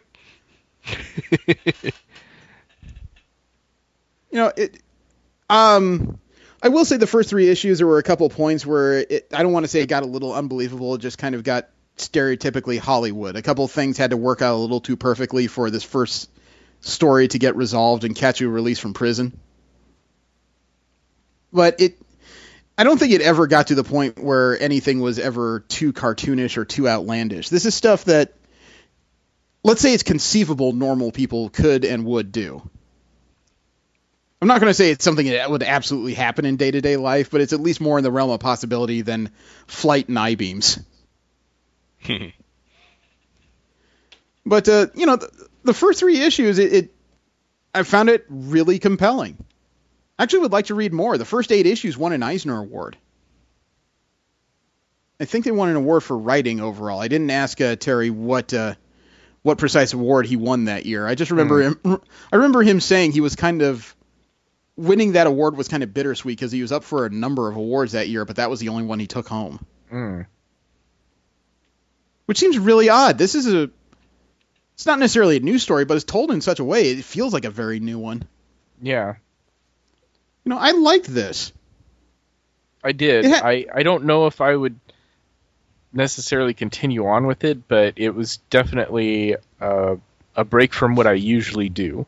I usually read. Yeah, it's a big departure from my usual books, and I would actually like to read more because I would like to read more of this story, let alone further on in Strangers of Paradise, one of my favorite living artists, Frank Cho, gets involved. Oh. And that guy, I don't know, Steve, if you remember some of the Avengers book we read with him, but he does some incredible art. Yeah. So I'd like to at least get to the point where he's involved and see if the story has changed at all or how well it's evolved up to that era. I mean, Jesse, I suppose depending on how the story's evolved, jumping into kind of the more current ones and looking at it from that aspect might not be too bad. Yeah. I mean, Jesse, it sounds like you didn't enjoy this book. Oh, no, I found it engaging. I read through the assignment. It's over. I wasn't bored. I didn't hate it. But there are certain aspects of the characters which I absolutely despise, to be honest. Really? Like what? Oh, well, Catchu's man-bashing, first of all, but... that one just kind of was overplayed. Oh, not overplayed, but it just got very grating for me. Well, again, it was the 90s. Again, I understand where the thing is, when you guys are looking at the character arcs, I'm kind of like, okay, how do these characters end up, where they went? And I kind of looked at it as like, Francine. The way I'm looking at it is like Francine and Catchu both went through a similar experience of where they got some dude screwed them over royally. And Catchu, Francine, to put herself on the show, put up a wall. Catchu, pulled out a gun. Yeah, very apt.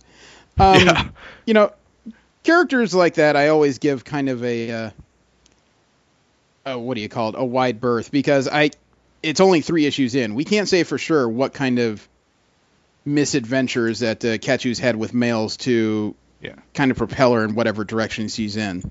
We get an idea. Like I said, I don't hate this. This is very engaging. I read through it to the end and it's over. Shoot.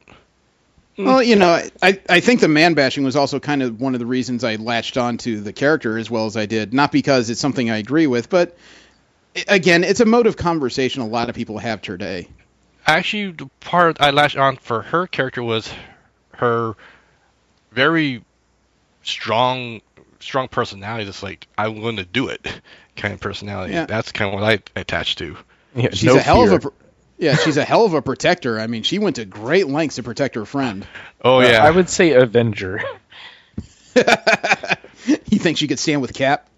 I think Cap would be very, very scared. Well, I think she'd probably stand with Wolverine. Admittedly, I know they're trying to paint David, the boyfriend. Not David. Freddy. There we go. Sorry. Freddy. Yeah, Freddy. As a very kind of a dickish character. Oh, he wasn't kinda. He was very dick. Yeah. Yeah, but I'm looking at it, it's like he stayed with Francine for damn near a year, and he was patient up until No, I don't think he was patient. And quite frankly, from what I drew from the whole entire situation, he wasn't exactly with her that whole time. Yeah, the fact that he was sitting there screwing that chick, and the secretary knew and everything, that wasn't some momentary indiscretion. That had been going on for a little while. I didn't get that part, maybe that's why my opinion is a bit skewed from you guys'. But I also kind of feel like Kachu is kind of pushing Francine in another direction with her, telling him to dump the bastard. But then again, I think I might have a skewed outlook on this. Yeah, well, I don't know. For me, I looked at him and basically said, okay, this is a guy that, I kind of felt that she was a little bit justified. He was there a lot for the sex. He didn't seem very emotionally invested. He was definitely a dick, insecure, and, I don't know, we aren't shown what their relationship was like up until that point, but the fact that he's completely blitzed and sitting there just begging and begging and begging, and the fact that she's like, okay, I've had relationships before, and every single time I've had sex with somebody, they break up with me. And he sits there and goes off on her like, oh, I've been patient for a year. Okay. Yeah, and again, I get that part. Is like much of a I've known many people that have been together for multiple years, and until they get married, they waited. Not necessarily everybody's personal choice, but you know what? I don't feel for the guy having to put up with it for a year. Neither do I personally, because when you get into a relationship with somebody, and it sounds like she's been clear before that she wants a relationship, not necessarily sex, and all he's doing is begging for sex. That's frustrating to the person who's already made themselves clear. And if all he wants is sex, then he has every right to get out of the relationship, not continuously beg for 12 months. Yeah. Yeah, and I'm going to go on record and say, I'm not condoning with this guy. No, he's a grade A douchebag. Straight up. But, again, I don't think I don't feel it was conveyed enough. His character was conveyed enough for me. Oh, I don't know. About the time that she found him dipping his wick into somebody else, I was just kind of like, yep. Oh, yeah, no, I was like, oh, you're done now, man. Yeah, I mean, he wasn't quite stereotypical douchebag, but it came close at certain points. Yeah, I know. He wasn't, and he had a very, very strong idea about a place for, women and so forth. He was definitely a chauvinist. I wonder if he did show concern for her when he heard she was. Well, yeah, but I mean, encounter. Most people, even if you don't like the person, if something happens to them, and you've been close to with them, at some point, you're just like, oh wow, that happened. Oh my gosh, that's just kind of like natural instinct. But and he seemed to show a level of concern, but not a level of concern appropriate for somebody you stuck with for 12 months. Yeah. Well, not to mention, they literally only broken up like a day before. Yeah. But, yeah. I wonder sometimes when I was reading it, though, if Terry Moore had written him to be representative of, kind of general male culture in the 90s. It's quite possible. I was getting a vibe like that. Maybe that might have been my problem. Is my head's in the now and not 20 years ago, so... It's kind of scary to sit there and think, damn, that was the 90s. That's 20 years ago. Yeah, 20 years. Mm-hmm. Just think about the weird differences way back when. Even compared to the last 20 years worth of progress, women didn't have as much of a role in society as they do now. Being gay was almost like being a leper. Mm-hmm. And, basically male culture was still very much in that vein of thump your chest as loud as you can. Yeah. Mm-hmm. So it's interesting to see how far we've come. It's a little bit embarrassing to see what points we were at, especially since that was the primary amount of our childhood back then. Mm-hmm. And there's still certain things from the 90s that were culturally acceptable way back when. I'm trying my damnedest to shake off now. Yeah. Yeah, I've been groomed since the 80s to be a certain way, and right in these last few years, I've been trying to break that control. Yeah. So that's another thing that makes me more curious to read Strangers in Paradise. It was something written during that period where I was only just getting into comics, and it kind of skews my old worldview a bit as to what I found interesting back then versus what I find interesting now. Mm-hmm. This was written during that same era when Image Comics was, a major force when it came to creator-owned books. It was a primary thing I read, and I'm really sorry I wasn't involved in this way back when. Although, back in the early 90s, there's no way in hell I would have been involved in a book like this. My thought process just wasn't that complicated. No, yeah. That was high school and it was junior high and high school. Junior high, yeah, so... that almost makes me shame myself because I'm kind of disappointed I wasn't involved in stuff like this back then. I'll be honest, I can guarantee that my mother would not have allowed that in the house. I'll be honest, had I read that back then, I might have been into it back then because I was kind of a social outcast, back in that time. But at the same time, I don't think neither one of my parents would, if they ever found it and looked at it, would not have let me keep it. I don't know. My mother was unusually forgiving of finding a Playboy in my room when I was like 14. Oh, my parents are very very 50s style type family. Just certain things just don't happen or are supposed to be this way. I like this book, but the problem is that if somebody asks me a good place to read, I think this is a good one because it is a really good story told in a visual form. The problem is that it's just not what people think of when you think comic book storytelling. Yeah. It was... It Go really ahead. kind of reminded me more of more of a manga storytelling. Yeah, definitely. Maybe I was going to say it was kind of like a modernized Archie. Yeah. Well, the art Let style me get that really reminded feel, me more actually. of the old newspaper comics and stuff. Yeah, Family Circus. Or, no, I know what this more reminds me of now. This reminds me a lot. The art style reminded me a lot of Ninja High School. Oh, Ninja High School! Wow. Family Circus. Yeah, the Ben Dunn books. Yeah. Yeah, I was gonna say it reminded me more of Blondie or something like that. Yeah. I'm not going to say it's a bad book because I would love to share this with people. It is just so far outside comic book norms. Yeah.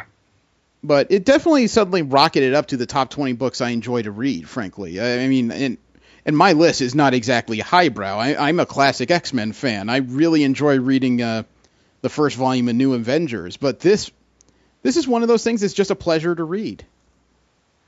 Yeah, I can't argue it. Despite my own personal preferences of, character traits, this was an engaging read. I didn't feel at some point I was bored. It's like, what's next? Turn the page. Yeah, I would love to read another few issues of this. Steve, what were you going to say? I just said that it did keep me entertained. All right. It sounds like I'm the only one that would seek this out on my own, though. Yeah, I don't know. I typically don't do slice of life, so. I have no issue with slice of life, but I just don't go on my way to go look for it.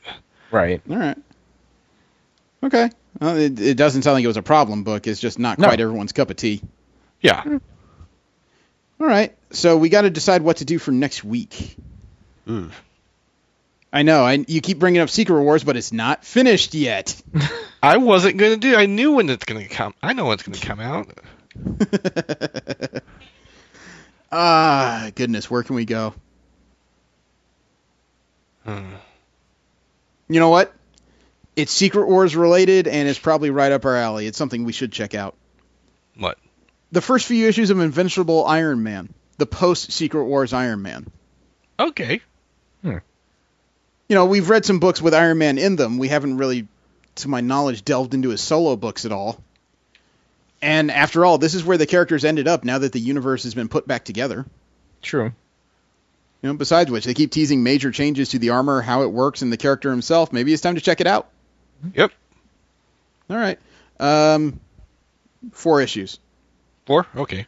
Yeah, 4 issues of Invincible Iron Man. That should be enough to get the beak wet without being stupid. All right, so I look forward to a new year hanging out with you guys, because this is always fun. Yep. Yeah.